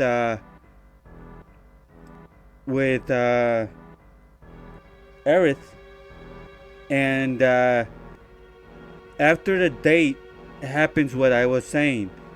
Uh, Cat Sith takes the keystone and hands it over to the Turks.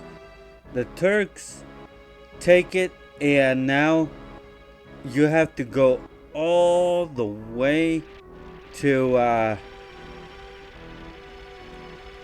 to uh,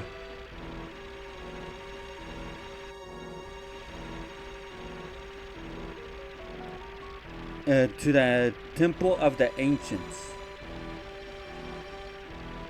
Now, I do apologize. I'm about to end the recording.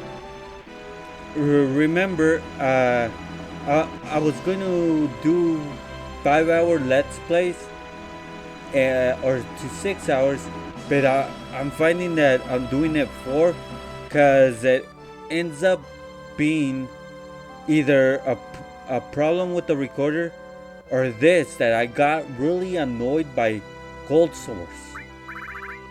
And since I got annoyed by Cold Source, I don't want you guys to hear me rage quit, start yelling and stuff like that. So, apologies for burping. I will catch you next time.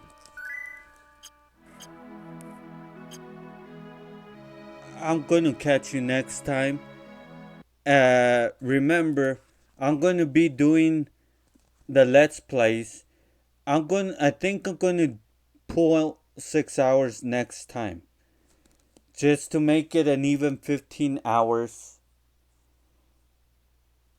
Or no, not even 15.